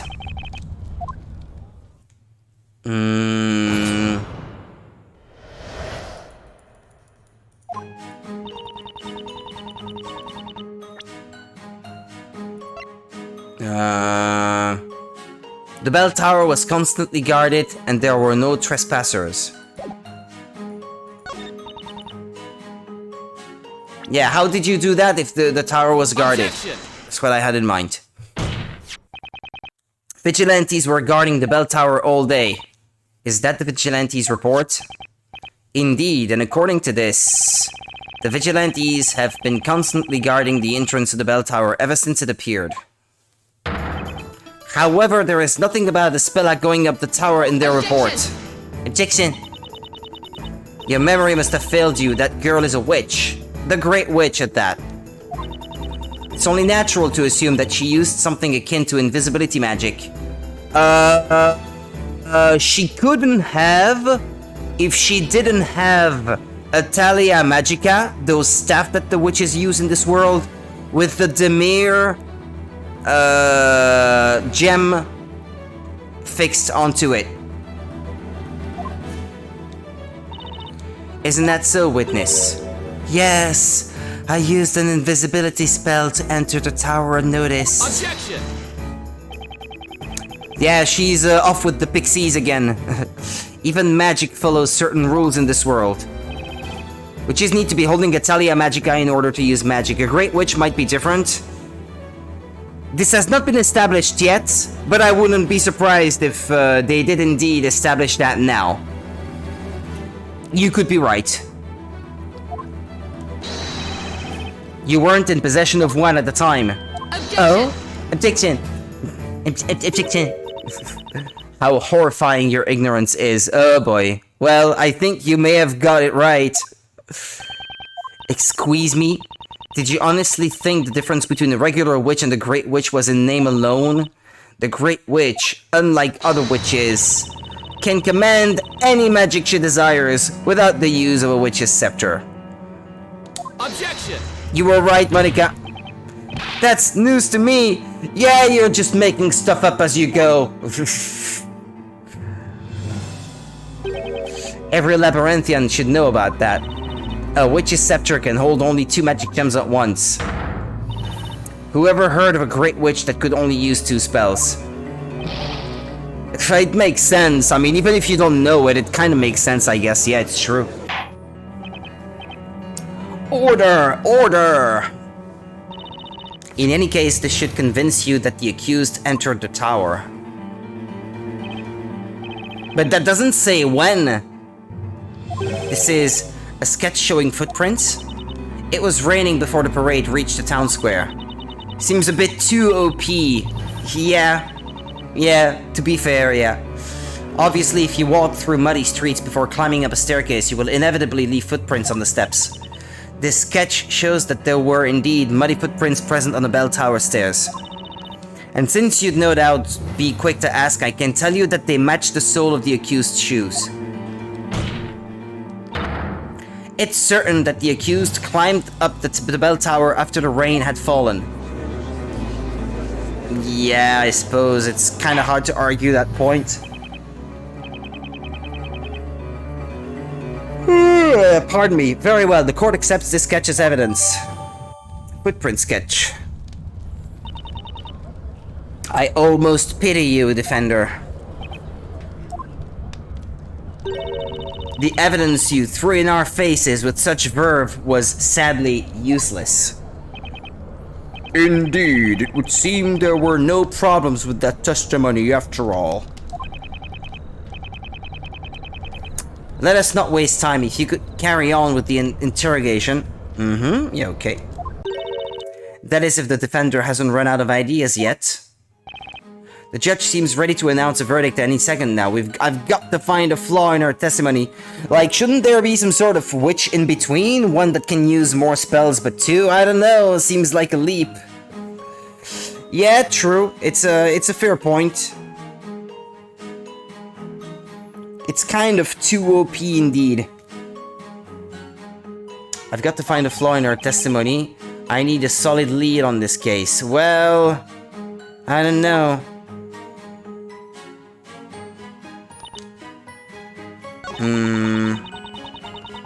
Hold it! Okay. You say you finally realized? Yes, I've always had a feeling, but my memory is rather hazy. Hello, galactic fishy boy! I've always felt as though I'm not who I think I am and that I've forgotten something very important. Incidentally, when did you become aware of Basilla's presence within you? It was when I went to the Great Archive with Mr. Layton and Luke. Yeah, she had a flashback? Ever since I saw the mural depicting Basilla, I started having strange flashbacks. But Your Honor, you weren't even there! Ever since I saw the mural depicting Basilla, I started having strange flashbacks. I saw things from the distant past, memories of the legendary fire. The legendary fire?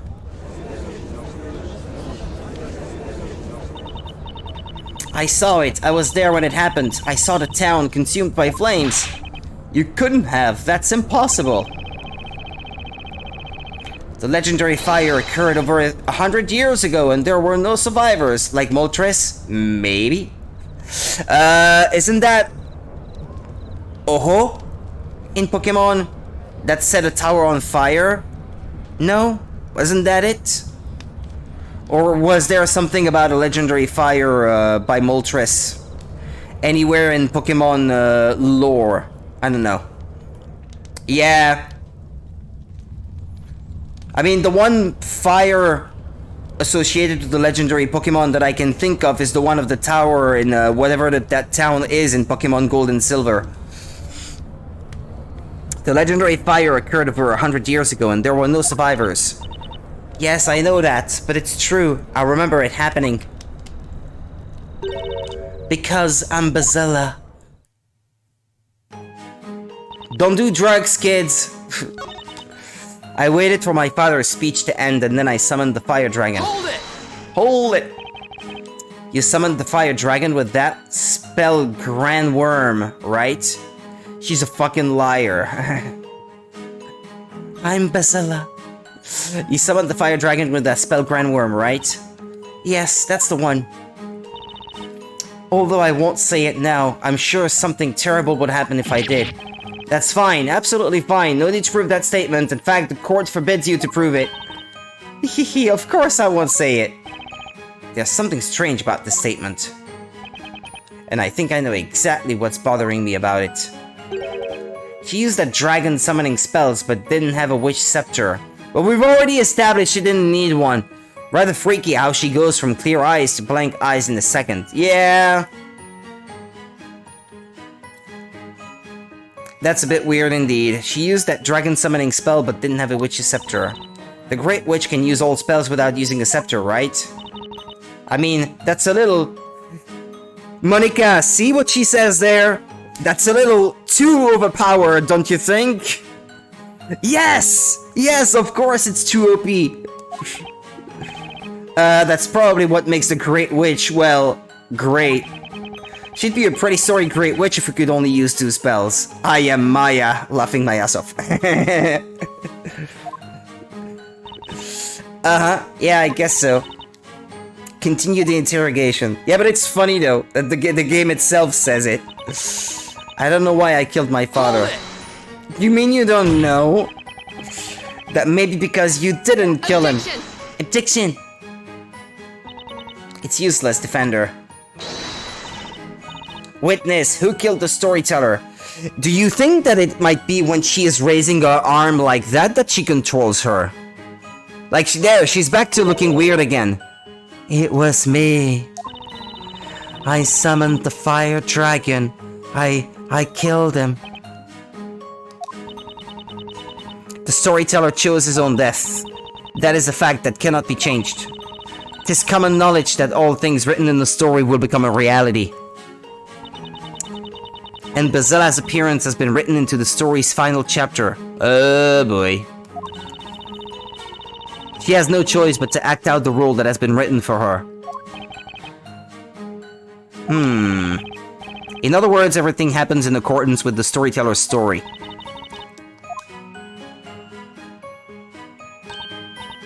Nick, have you noticed how weird Espella is acting today? I sure have. It's almost like she's a puppet, but who's pulling the strings? Pull the strings! Pull the strings! Or you think it's the cat pulling the strings? Eve. Is it Eve or Evie? I don't know. Probably Eve. Nick, look, check it out, it's Eve. She must be here to root for Espella. Pull the lever, Kronk. I don't think a cat's emotional support is going to help us all that much. Wrong lever! What is that from? I know that, I think. I know that, but what is that from again? And I even think that it's something you showed me, actually, but I can't remember what that is. Well, this is an unexpected intrusion. But as we're in the middle of an interrogation, the Emperor's New Groove? Ah, but that might be in the... Yeah, the stuff you sent me, that compilation of little bits of the movie. Yeah, I remember now. That's why it sounded familiar. As we're in the middle of an interrogation, I will ask the witness to carry on with her testimony. Yes, my lord. Yes, my lord. Hold it! It's all coming together now. You say you finally realized. Yes, I've always had a feeling, but my memory is rather hazy. I've always felt as though I'm not who I think I am, and that I've forgotten something very important. Incidentally, when did you become aware of Bezella's presence within you? It was when I went to the Great Archive with Mr. Layton and Luke. Ever since I saw the mural. Yeah, but we've already done that. It's just that the cat wasn't there at the time. The legendary fire. Just gonna pull out all the Emperor's New Groove memes. I saw it. It was there. I was there when it happened. I saw the town consumed by flames. You couldn't have. That's impossible. The legendary fire occurred over 100 years ago when there were no survivors. Yes, I know that, but it's true. I remember it happening. Because I'm Bezella. Okay. What difference does it make that the cat is here?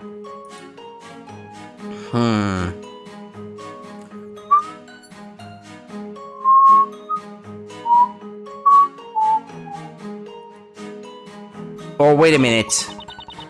Hold it!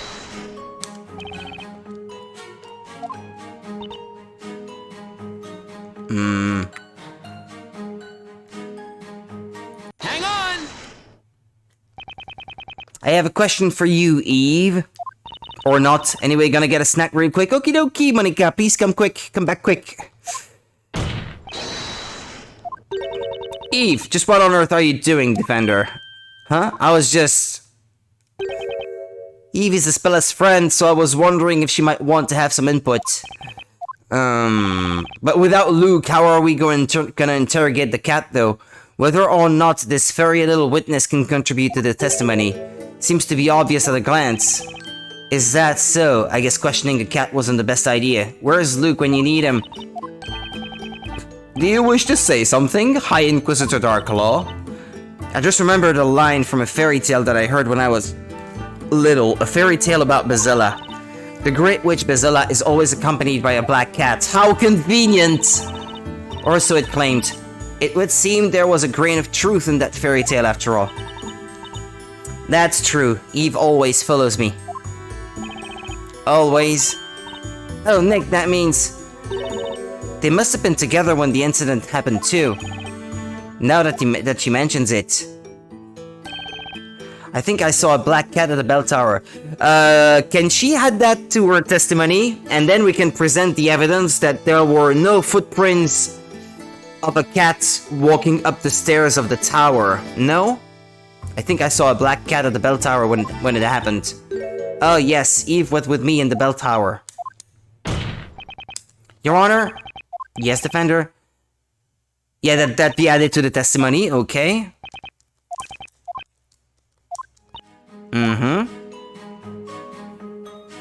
And then if I'm not wrong about this...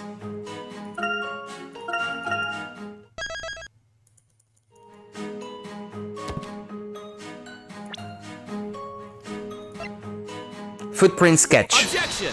There we go. No cat paw footprints. No cat paw prints. I'm sorry, Espella. But there's a problem with that statement. A problem? You went up the bell tower in the evening. Maybe they all have ergot poisoning. Yeah, the thing that makes you, like, have hallucinations and the like.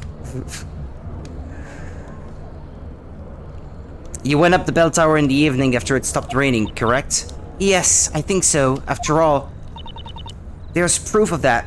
My footprints were left on the stairs. That's right, there were footprints on the steps. However, there's something missing in this sketch. Missing? What do you mean, Defender? There are no paw prints of Espella's cat, Eve. Oh. You said Eve was following you, right? In which case, naturally, there would have to be cat paw prints on the stairs as well. Yeah, but Darklaw is probably just gonna be like, she was carrying her cat. Weren't you, Bezella? Yes, I was. Or something like that.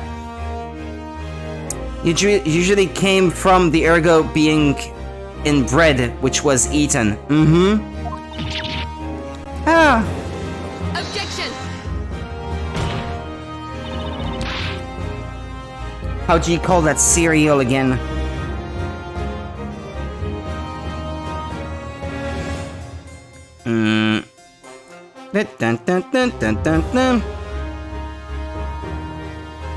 Rye?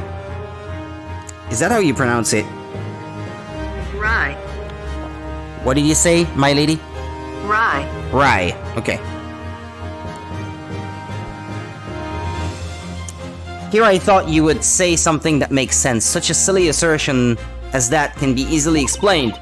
The cat must have climbed up on the accused's shoulders. Was that not the case, witness? Yes, it was. Yes, Eve was on my shoulders, I think. She dislikes dirt, so when it's muddy, she tends to climb up onto my shoulders. Objection! I believe it is particularly found with that cereal. Ergo, I think. Testified that the cat was following you. It's... This is such trifling matter, Defender. You would do well to just let it go. It might seem that way to you, but it has important implications. It shows that Espella's testimony is unreliable. What do you mean? For a while now, Espella hasn't been testifying in her own words. All the vital parts of her testimony have come from High Inquisitor Darklaw. She made Espella say those things. Are you claiming that I, the High Inquisitor, am responsible for making the accused commit perjury? Well, if that's not the case, then there's one more possibility. Namely, that the witness, Miss Cantabella, has no clear recollection of what happened this evening. What are you saying the witness has no memory of the incident?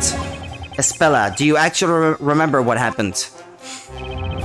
Do you remember entering the bell tower and summoning the fire dragon? It's a fungus that grows on grains such as rye and wheat, producing toxic alkaloids. Yeah, yeah, not just rye, but it's one of them anyway, yeah. You say you also remember the legendary fire which burned this town to the ground. Yes, I do, even though it was a long time ago. And you remember tonight's events just as clearly? Do you truly remember summoning that terrifying fire dragon and killing your own father? I don't know. I don't know what happened. I'm Bezella. Am I not? I can't remember it. The legendary fire, so then why? Why can't I remember anything about what happened tonight? Your Honor, the defendant is confused and cannot remember what happened. Therefore, her confession that she is the Great Witch is not credible. And Dixon... What are you talking about, Defender? She admits that she's Bezella. Objection! She just said the contrary. Her testimony doesn't hold together. I am more than one person. Who is the other one within me? No! Espella! Court attendants, carry the accused to the emergency care room.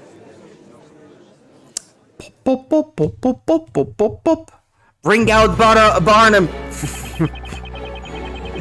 A brief summary of the accused's current situation. Espella Cantabella became extremely agitated during the interrogation and proceeded to lose consciousness.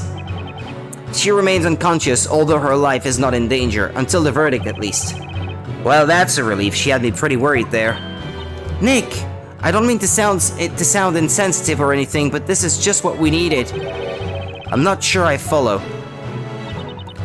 The professor is out looking for clues to help us out, right? That means all we've got to do is buy some more time until he returns with his findings. Maya's right, that's just what we're going to do. Your Honor, it's impossible to continue the trial while the defendant isn't present. And also, it's possible that someone at the crime scene was manipulating the defendant. The defense proposes an intermission in order to carry out further investigation. What is your opinion on this, High Inquisitor Darklaw? Bullshit your way through, yeah, like we always do. My opinion is that the defender is just playing for time. She saw right through my plan. However, I shall allow it. As long, of course, as the townsfolk who have gathered here have no objections. Very well, then. So be it. The court will hold an intermission or something. Hold it? Who said that? You, defender, stop messing around! What he said, what he said! The man goes, the man goes. You can't squirm your way out of this! What he said, what he said! The man goes, the man goes. Cause we know everything! What he said, what he said! Simps. Yeah. We will reveal your wrongdoings to everyone gathered here! We shall do this! Order! Order! Order! If anyone here should be silenced, it is not us, but that defender over there. Huh? And who are you? You ask who we are. We are the ones who watch the bell tower, guard the bell tower, and take cover from rain in the bell tower. We are the bell tower guards, known as the Vigilantes, and I am their captain. Oh, right, that guy showed up at the crime scene when we were trying to investigate it. You there, you defender! Yes? What was it you said earlier, while taking advantage of all the confusion, like the rascal you are? Huh? You said someone at the crime scene may have been manipulating the accused. We vigilantes were at the crime scene. Are you suggesting we were manipulating that witch? No, I didn't say that. Don't think you can silence us like that. We shall have our say now. We sure will, no matter what anyone else has to say about it. We are the vigilantes, dutiful and righteous. Superior, happy, fulfilled on the job. Our passion is burning and our blood is red.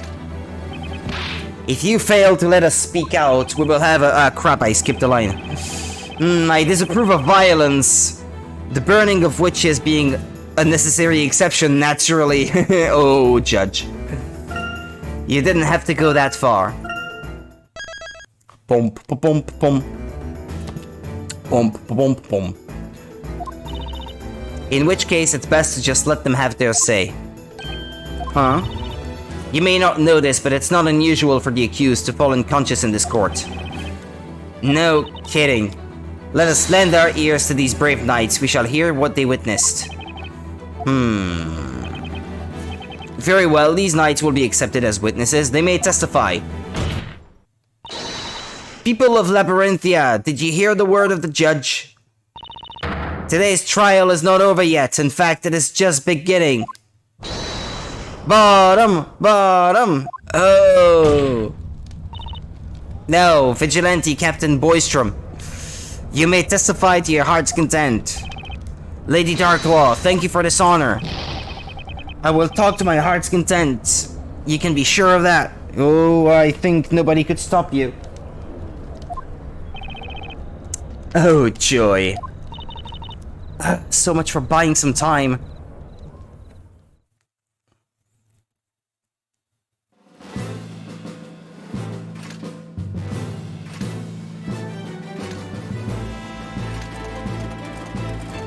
Okay.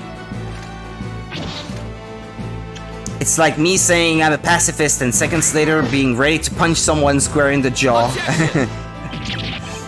Is that you, Monica? You think? Like you're like that? Wait a minute, what the heck is this? We vigilantes there she is. We vigilantes despise injustice and inequality. We shall remain united, friendly, confident, and self-reliant. We have come to do away with this fiendish defender trying to protect the witch. We shall fight, and we shall protect our town from this villainous defender. Yeah, whatever. Did I just hear something crash onto the floor? Honorable vigilantes, let us first hear your proud names. I am Vigilante number 1, the captain of this unit. My name is Boystrom. This is the group of interesting characters. Ah, lots of lands.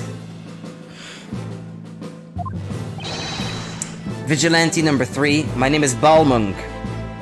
They say dogs that barks don't bite, but I assure you I do bite.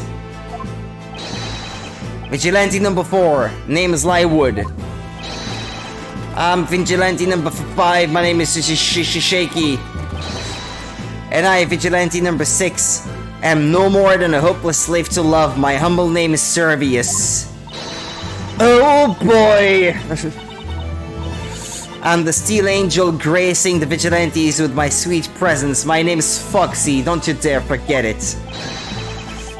I am but a man who wants nothing more than to feel Foxy's steel heels on his back. You can call me Tread on, yeah, because he's being tread on. Vigilante number 9. I go by the name... What's that?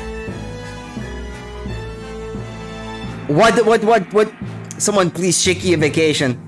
Yeah. Dilbil Chuck Mill? I don't know. Please don't make me repeat that. As for me, I am the 10th Vigilante. We've seen this guy before, right? He's the Jewish caricature. I'm the 10th Vigilante, nothing more, nothing less, just that. It's no use, I cannot remember that many new names and faces at once. Well, anyway, honorable witnesses, you may testify about this evening's incident. Tell us about everything you saw on this dreadful night.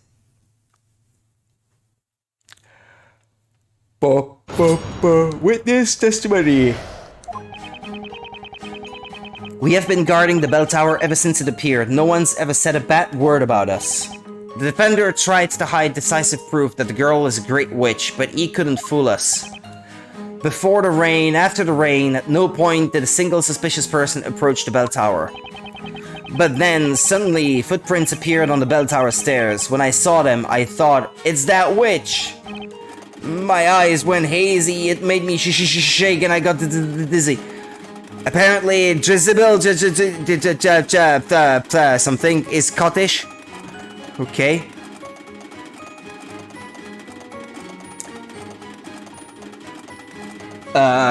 Zilbil Charlton Chuck Mill's name is a combination of Dibil Charlton, a Mayan archaeological site in Mexico, and the Chuck Mill, a city in Mexico. Phoenix mentioned something like this when he thinks Dibil Charlton sounds kind of Mayan in the final trial. Funny enough, while Phoenix has trouble pronouncing the name Maya, can do it perfectly fine. Okay. The rain stopped and a beautiful butterfly appeared at our side. Rain is so loathsome. My steel stilettos get dirty from the mud and my lovely hair loses its texture. You have no idea how delightful it is when Foxy steps on us in our dirty stilettos, imprinting the mud on our backs. I didn't run away. I did my duty and I discovered the intruder. I tell you. I've been mulling over this incident, and just now the realization dawned on me. I remember nothing. He's with the Knights now. Boy needs to calm down. Well, I suppose that can be summed up by saying, you all did the best you could. The Vigilantes have been taking turns guarding the bell tower since its appearance. Only a witch could have gone past them unnoticed. Yes, that would seem to be true. I don't know, how competent are they? However, I must say that something caught my attention in that testimony. Defender, yes, Your Honor? Have you been concealing important evidence? Huh? Why would I do that? Don't think you'll get off the hook by claiming you forgot about it, right, Captain Boystrom? Of course he won't. Defender, you and your companion tampered with the crime scene and tried to sneak away with a very important piece of evidence. Don't tell them that! We did? Wait, is he talking about the pendant? But in the end, we gave it to you guys. We weren't trying to steal it or anything. That's absurd. We saw you putting it in your pocket. Oh, right, that's... The evidence we retrieved from you has been passed on to the Inquisition. We have done our citizenly duty. Isn't that so, Lady High Inquisitor Darklaw? This thing, was it? Oh, that's the pendant that Espella Cantabella is always wearing, is it not? We've seen that thing. That's Espella's pendant. She never goes out without it. Wait, didn't she have it on earlier? That's weird. It has to be her. It has to be her after all. She went to the bell tower and used witchcraft. Very well. This pendant will be accepted as evidence, okay?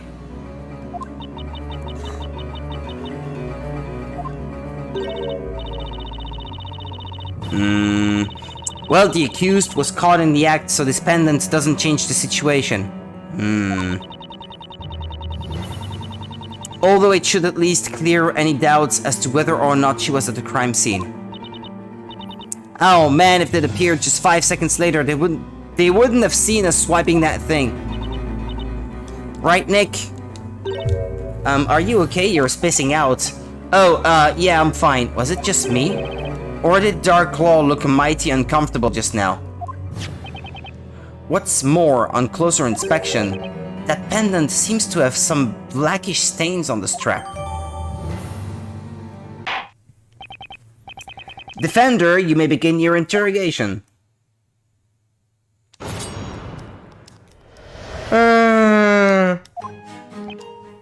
There's one I have in mind. My eyes went hazy, it made me shake and I got dizzy.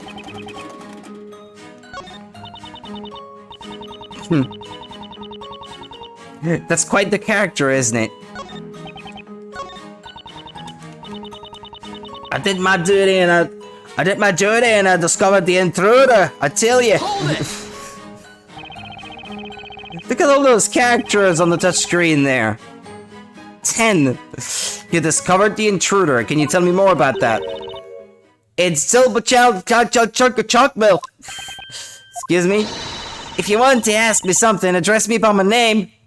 I suggest that the knights should be removed for defamation of character, as they say he concealed evidence, but he didn't.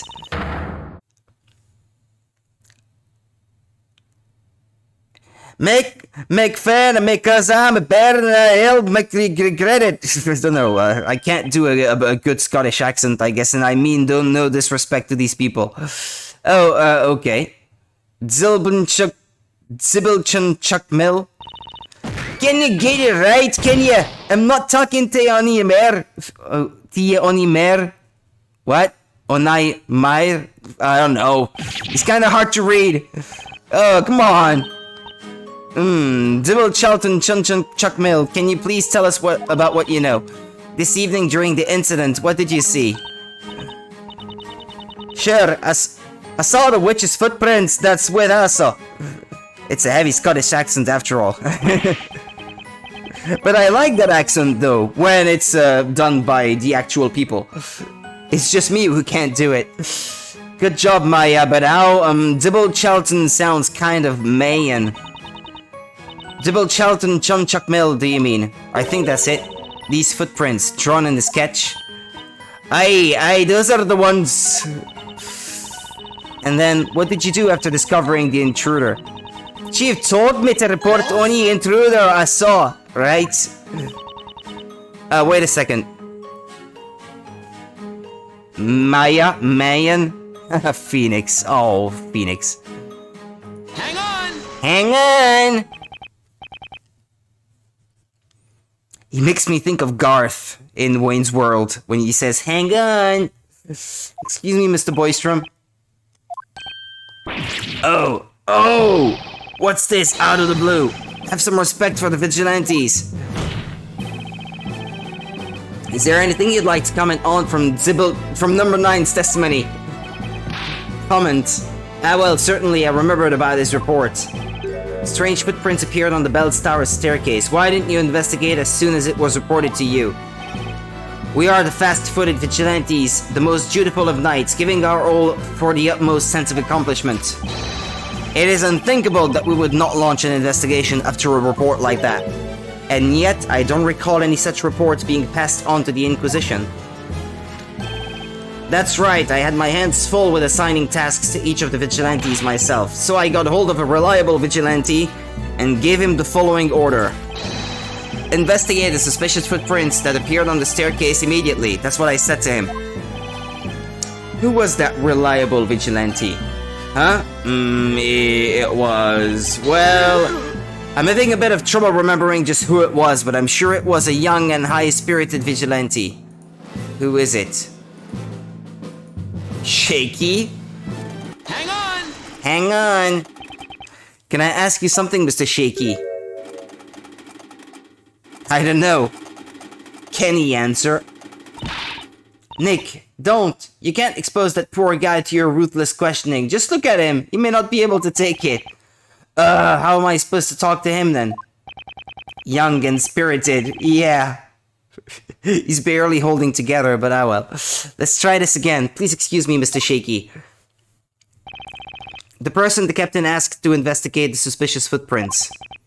Was that you by any chance? Yes. What? It was him?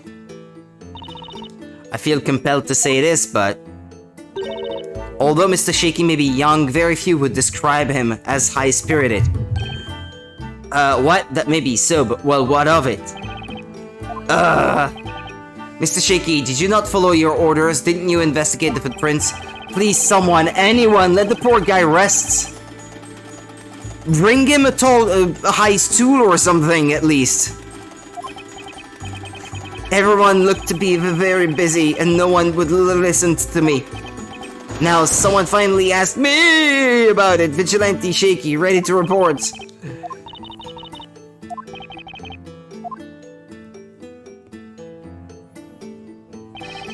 That was a very convoluted testimony. But at least now we know that this young man's report didn't reach anyone because his seniors were too busy to listen. Yeah, people treat me like a bairn. Did my report go to waste? What's that? The fourth vigilante, Lywood, seems kinda lost in thought. Nick, let's find out more about the footprints. Yup, let's do it. I can only hope this is all leading somewhere. Let us go back to the interrogation. Witnesses, continue testifying. I have been mulling over this incident, and just now the realization dawned on me. I remember nothing. What are you doing here then?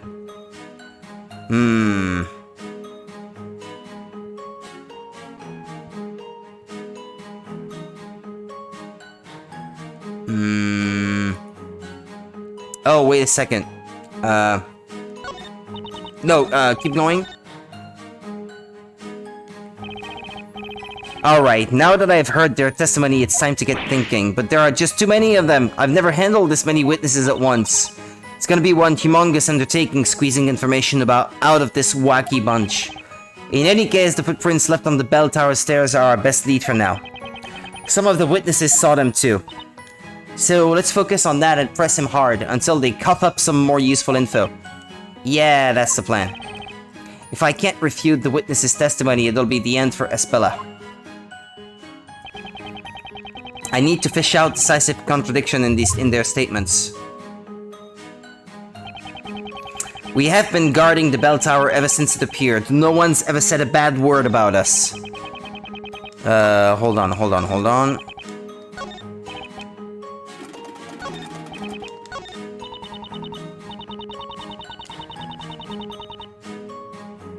Did she go in the tower, by the way? She's talking about mud on her shoes. So you have steel high heels? Yes, boy.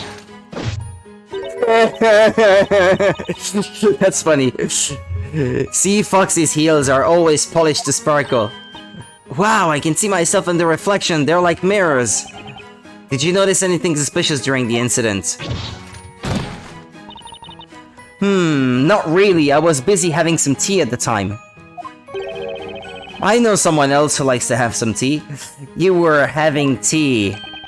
I made it for her. Tea with milk is just a thing for rainy afternoons. But weren't you supposed to be guarding the bell tower? Actually, we're coming to the season where I'm starting to crave a bit of tea.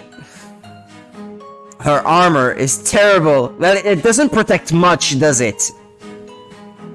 That's what's ridiculous about sexy armor in general. Ah, these lovely stilettos, their tips as sharp as Inquisitor Barnum's sword. And when they grind against my armor with such force and passion, I am the happiest man on earth. We don't want to know your weird fantasies, man. Would you like me to squish you under my stilettos? Just say the word. No, I'm fine, thanks. It's not every day someone offers to tread on you. Maybe it's a labyrinthian custom. I get walked all over in court often enough as it is. I guess Servius and Tread On is her true armor. Probably, yeah. But hold on. I may have missed something here.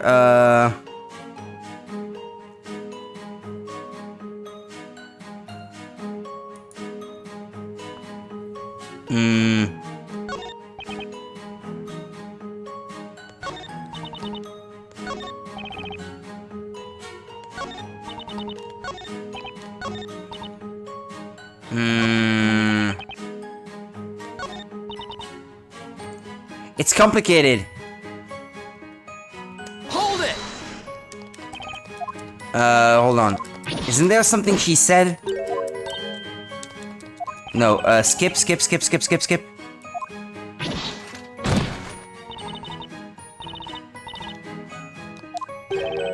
Busy having some tea. Weren't you supposed to be guarding the bell tower? I couldn't possibly walk around in the rain, my stilettos would get dirty.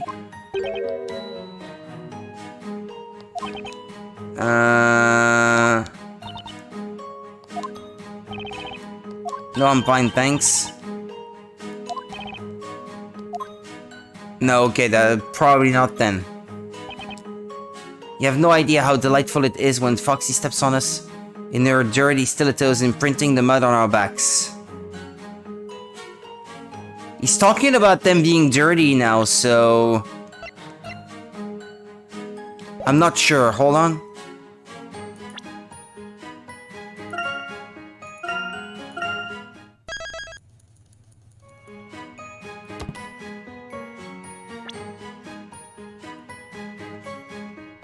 Objection! No? No, okay. My mistake.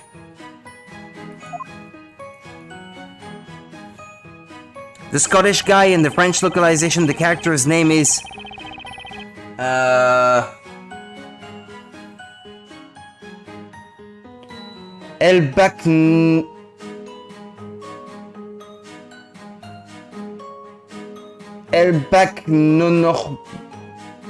c'est mon nom.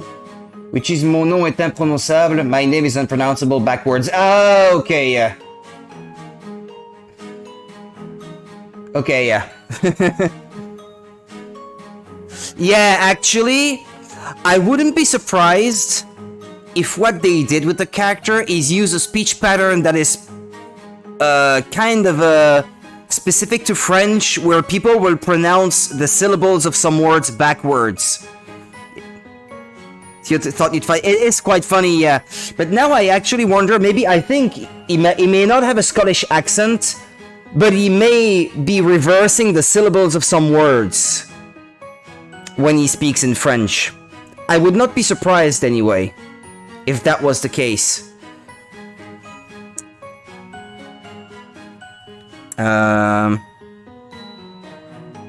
Hold on a second, I want to look it up.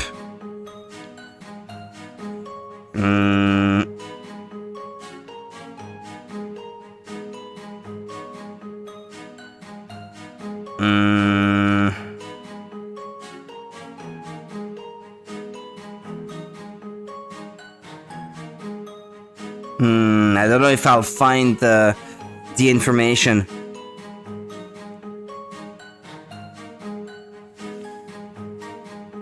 That might be too specific to find information on in French. It's already hard enough as it is to sometimes find accurate information in French about games on the internet, so... but anyway, your objection clearly contradicts the facts, and for that... Yeah, okay, hold on. Let me load the game again.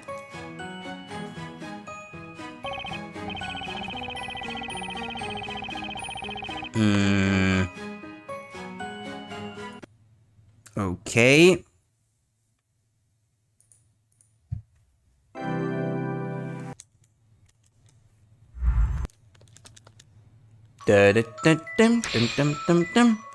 Oh, even the title screen changed. Or did it? I'm not sure now, actually. Not sure if it did.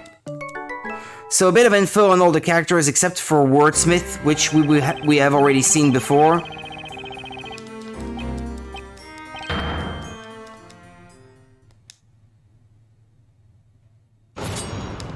No, I may have to restart the whole cross-examination now. What have I done? I don't like the way the saves work in this game. Boistrom, Japanese name abareru, is probably derived from the Japanese verb abareru, meaning to act violently, to rage, to struggle, to be riotous. Boistrom is a play on boisterous, meaning full of energy, exuberant, noisy. Yeah, I kinda gathered as much about that last bit, yeah.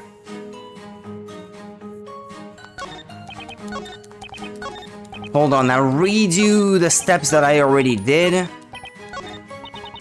Hold it!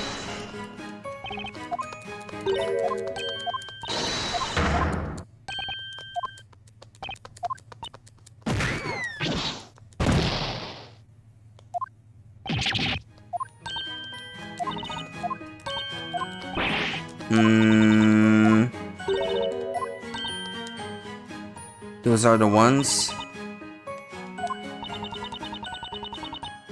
What? Okay. Hang on! I did that before.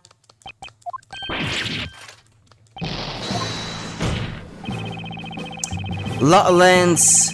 His name is derived from that of the Arthurian name Lancelot.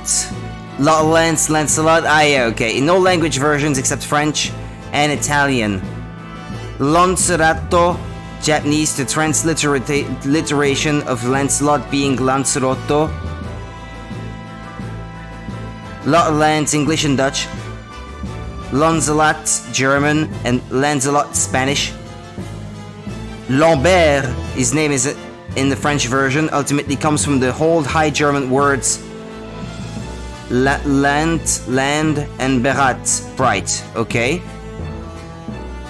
Picardo, his name in the Italian localization, is a surname ultimately derived from the old French words pic, meaning pike, a type of spear. Yeah, that could be, yeah, indeed. Yeah, that's the Italian counterpart to Picard, actually, like Jean-Luc Picard, the Star Trek character.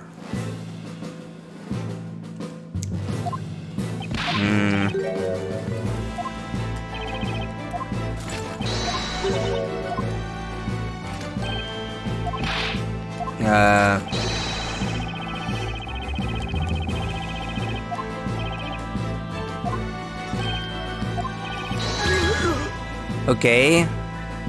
I have to do this again. Hang on! Balmung, according to Norse mythology, Balmung was a legendary sword owned by the hero Sigurd. His Italian name, Savio, translate as sage. As in a wise man. Yeah, uh-huh.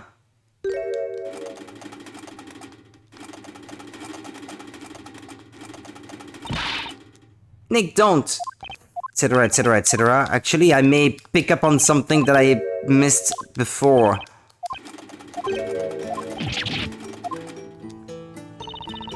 Lywood is Japanese name, Danboru, means cardboard, suggesting that he is a weak and forgettable person. Okay. His English name may be derived from plywood, which with a likely intended meaning to that of the Japanese version. Okay, uh-huh.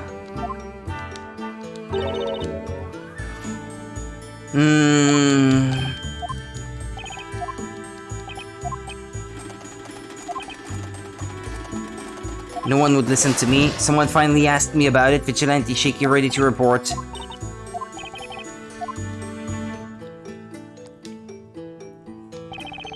That was a very convoluted testimony, but at least now we know that this young man's report didn't reach anyone because his seniors were too busy to listen. People treat him like a bairn. Did my report go to waste? Shaky is in reference to his constant shaking, obviously. Oh yeah, okay. What's that?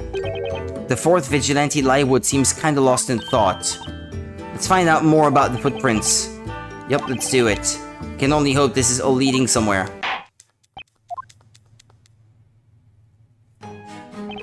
Maltrek, a Spanish name, likely comes from maltreco, which translates as badly injured. His Dutch name, Lamlendelot, is most likely derived from the word lamlendig, which means slow or miserable. Is that what it means? Lamlendig. Or lamlendig.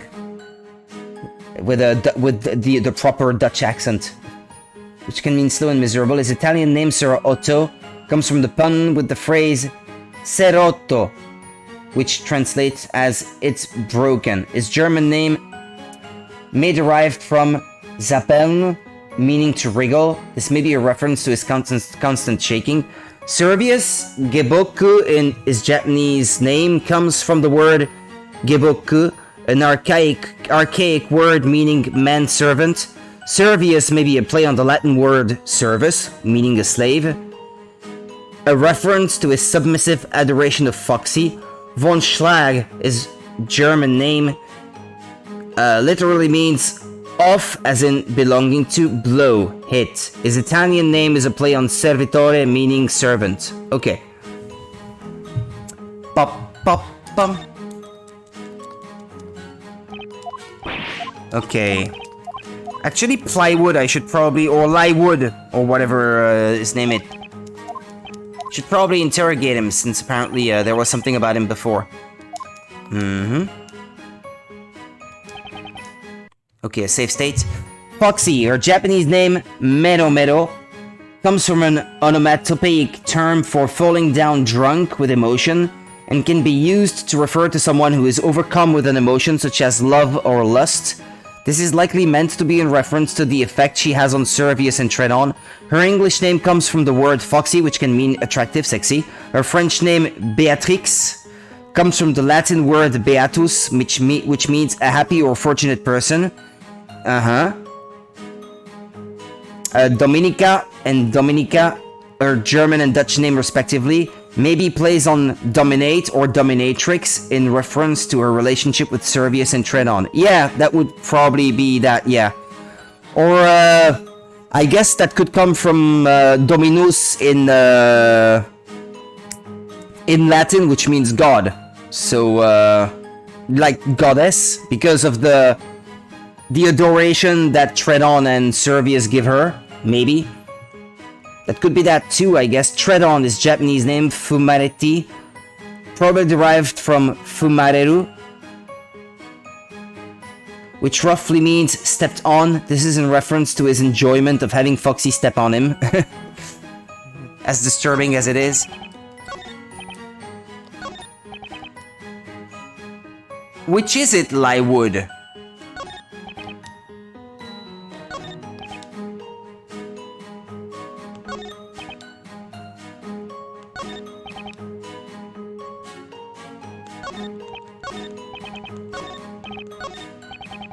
No, that's not the one.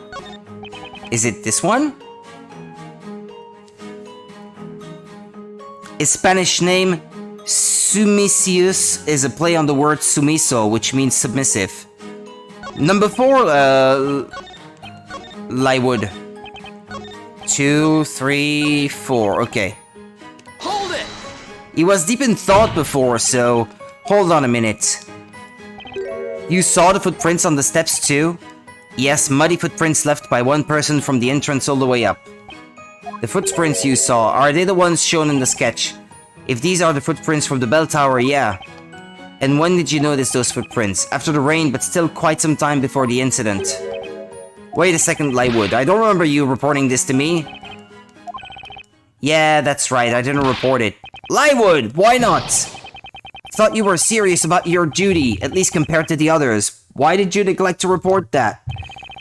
Okay, that's a mouthful. Chunk Middle is the Japanese version. In the Japanese version, the character's name starts with the Japanese kana n, No words in standard Japanese begin in such a way, with the exception of certain foreign loan words. That's all. Okay. Okay. I hope I found the right thing here. You're right, Captain. It was out of character. I'm sure there was a good reason why I didn't report it to you. It's no use, I've forgotten. I think I remember if someone could give me a clue. Grr, that guy, it's like he's teasing us. Yeah, but right now I don't know where to go. It's true, it's complicated. There are too many witnesses. We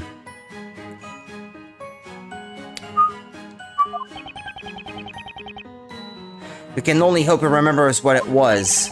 But his testimony did give us some new info to go on.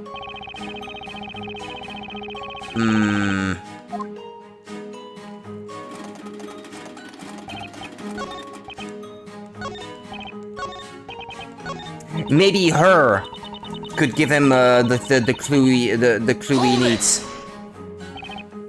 Here is a list of each of the characters on the stand. Thank you. I mean, when you've sent it. So you have steel high heels. Yes, boy. Maybe I needed to press the first one before pressing her. See, Foxy's heels are always polished to a sparkle. Did you notice anything suspicious during the incident? Yeah, actually when they speak, their name should pop up, instead of just saying vigilante for all of them. I mean, some of them look visually exactly the same, so it's kinda hard to tell them apart. You were having tea, I made it for her, etc, etc, etc. Weren't you supposed to be guarding the bell tower? I couldn't possibly walk around in the rain, my stilettos get dirty. When they grind against my armor with such force and passion. I am the happiest man on earth. Thank you, Monica. Boystrom, Lodolance, Balmung, Lywood, Shaky, Servius, Foxy, Treadon, and Wordsmith, yeah. Would you like me to squish you, etc, etc, etc, etc? Ah, that's it, okay. This is what I couldn't get before. LaytonFandom.com, or you can look at this list. I should probably keep it open. Oh boy, oh boy, oh boy, oh boy. Too many ads, too many ads. Okay, there we go. Okay, thank you. Yeah, I got it. Indeed. Ah, now I remember. Whoops. Not like that. Like that. Huh? What are you talking about? Yes, I saw them. I saw the muddy footprints in the bell tower. But I didn't report it to the chief, and now I remember why I didn't report it. If that is the case, you will add it to your testimony. Yes, my lord. When I saw these muddy footprints at first, I figured they were Foxy's. But if you just look at them, they are not left by stilettos, right? How can you say that that's what they were? No? I'll try. Objection! Yeah, there we go. Well, AdBlock did not block all of them anyway, but it's got pop-ups that tell you about cookies and that sort of thing too, for me, it's tantamount to having ads anyway. Actually, let me have a look at it. I think, yeah, I have ads. Yeah, there's one right there for an iPhone. For an ISP now. And I have ad block.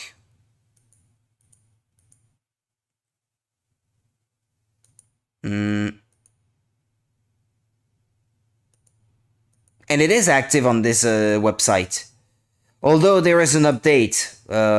So that I have not done, so...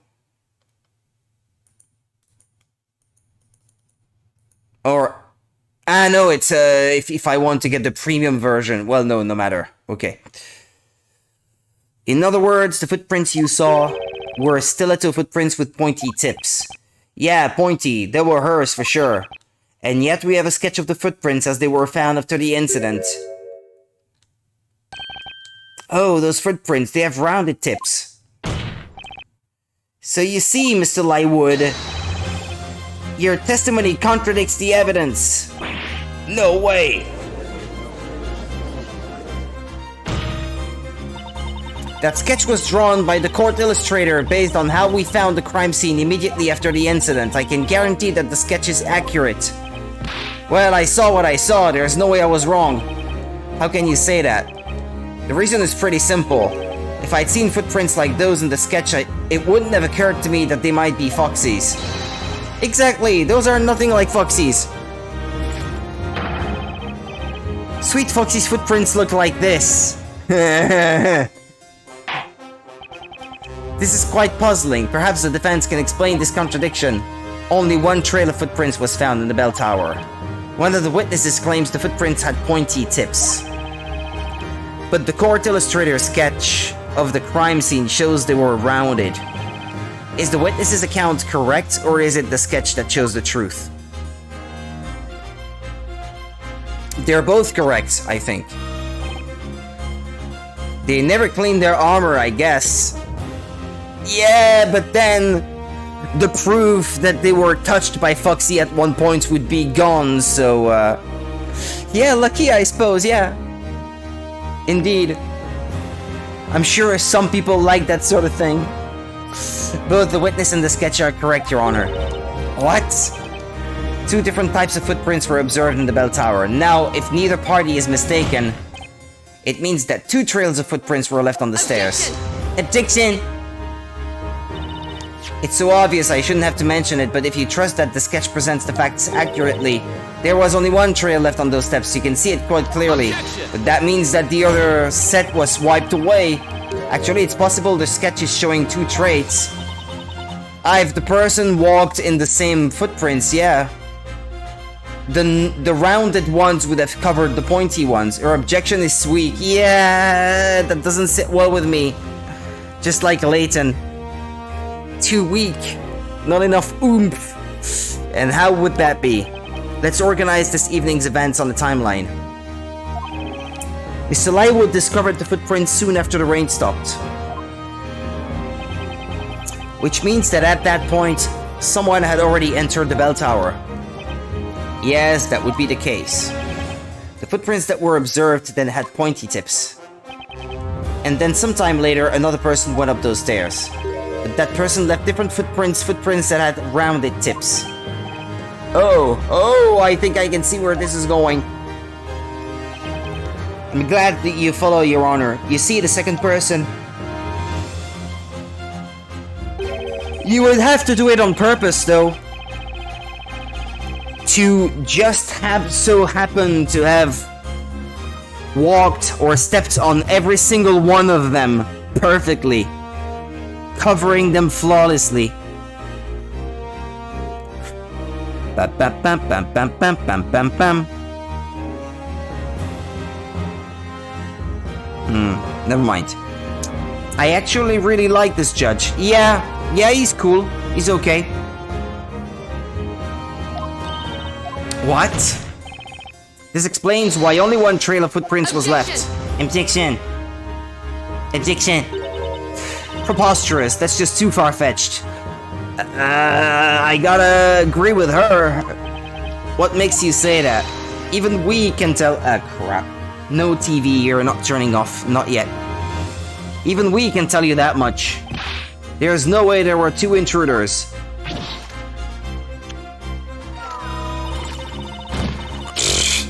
It's a big stretch, honey. Even if the body ate him was a witch that was invisible, we would have seen the other one. What you're saying makes sense, but it's a fact that none of you noticed the second intruder. And the only explanation for that is that the second intruder was also a witch who had also made herself invisible when she entered the bell tower.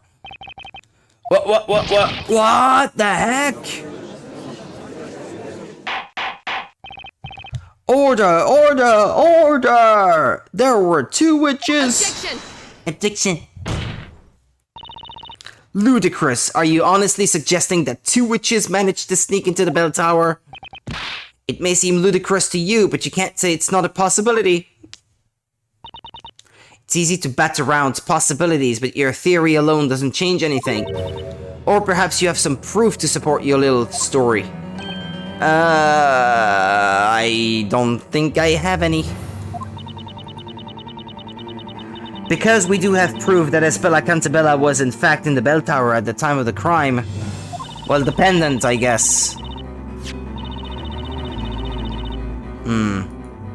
Not only was she seen by many people, but this was found at the crime scene afterwards too. Oh yeah, but I have this too. Excuse me. Found at the crime scene in the bell tower, flower stuck to rain-soaked patches. Not only was she seen by many people, but this was found at the crime scene afterwards too. Spella's pendant, huh? If you think there was one more person in the bell tower, then prove it, defender! Very well then, the defense shall present evidence. Good lord, I should really go to sleep. Yes, this! I have this as proof. Oh, that's a, what is it? This robe was found at the top floor of the bell tower. As you can see, it's way too big for Espela. Yes indeed, it would seem to belong to a much taller person. Vigilantes, I'd like you all to confirm something for me. You have been guarding the bell tower ever since it appeared, correct? Indeed we have, sir. Had anyone ever gone up the bell tower before the incident this evening? Of course not. What would be our purpose if we freely allowed people inside? Suspicious or not, sadly, no one ever approaches our bell tower. I see. But then, how did this robe get up there? Do you get it now? There must have been a second witch in the bell tower. Boom, boom, boom. Order! Order! So there were 2 witches inside that tower? Exactly, Your Honor. It's true that the defendant was seen in the bell tower at the time of the crime. But if another witch was present too, it's impossible to say for sure that it was Miss Cantabella who summoned the fire dragon. Objection! Calm down, everyone! We must not let this defender confuddle, I like it, confuddle our understanding of the situation. It was the Great Witch Bazilla that summoned the fire dragon. I'm gonna expose her for what she is. We've braved fierce rapids, scaled high mountains, and crossed vast plains to testify in this court and expose the Great Witch. What are they talking about? You'll know soon. High Inquisitor Darklaw, permit us to testify again. You believe you can reveal the truth about the accused? Yes, Lady Darklaw. We may be just a bunch of commoners, but we shall offer you our testimony with passion, purpose, and plausibility. This lot, I'm not convinced. But let's hear it. Let us speak now, for the sake of Labyrinthia. Oh man, for the sake of my sanity, please don't speak. Permission granted. May your words be as sharp as swords. And cut through all lies and fallacies, straight to the truth. Okay, this is the perfect spot for me to interrupt the stream now until tomorrow. Because that means that I can save and start fresh with this testimony and, well, not have to remember what I did about it today. That's probably for the best. I need rest. You need rest. I'll come back fresh tomorrow. So, I believe since there's still quite a good chunk of the game left, that the best way to go about it is I will stream in both the afternoon and the evening tomorrow. and then that should ensure that I finish the game tomorrow, and then on October 1st, just to start Spooktober, on Sunday then, I should be able to get started with Alice Madness Returns. That's the plan, and I hope I can stick to it at least by that time. So you're welcome, Monica. I wish you good sleep, good rest too. Have a good rest of the night, and I hope to see you tomorrow. And then take care of yourself. See you next time. Then take care and bye bye.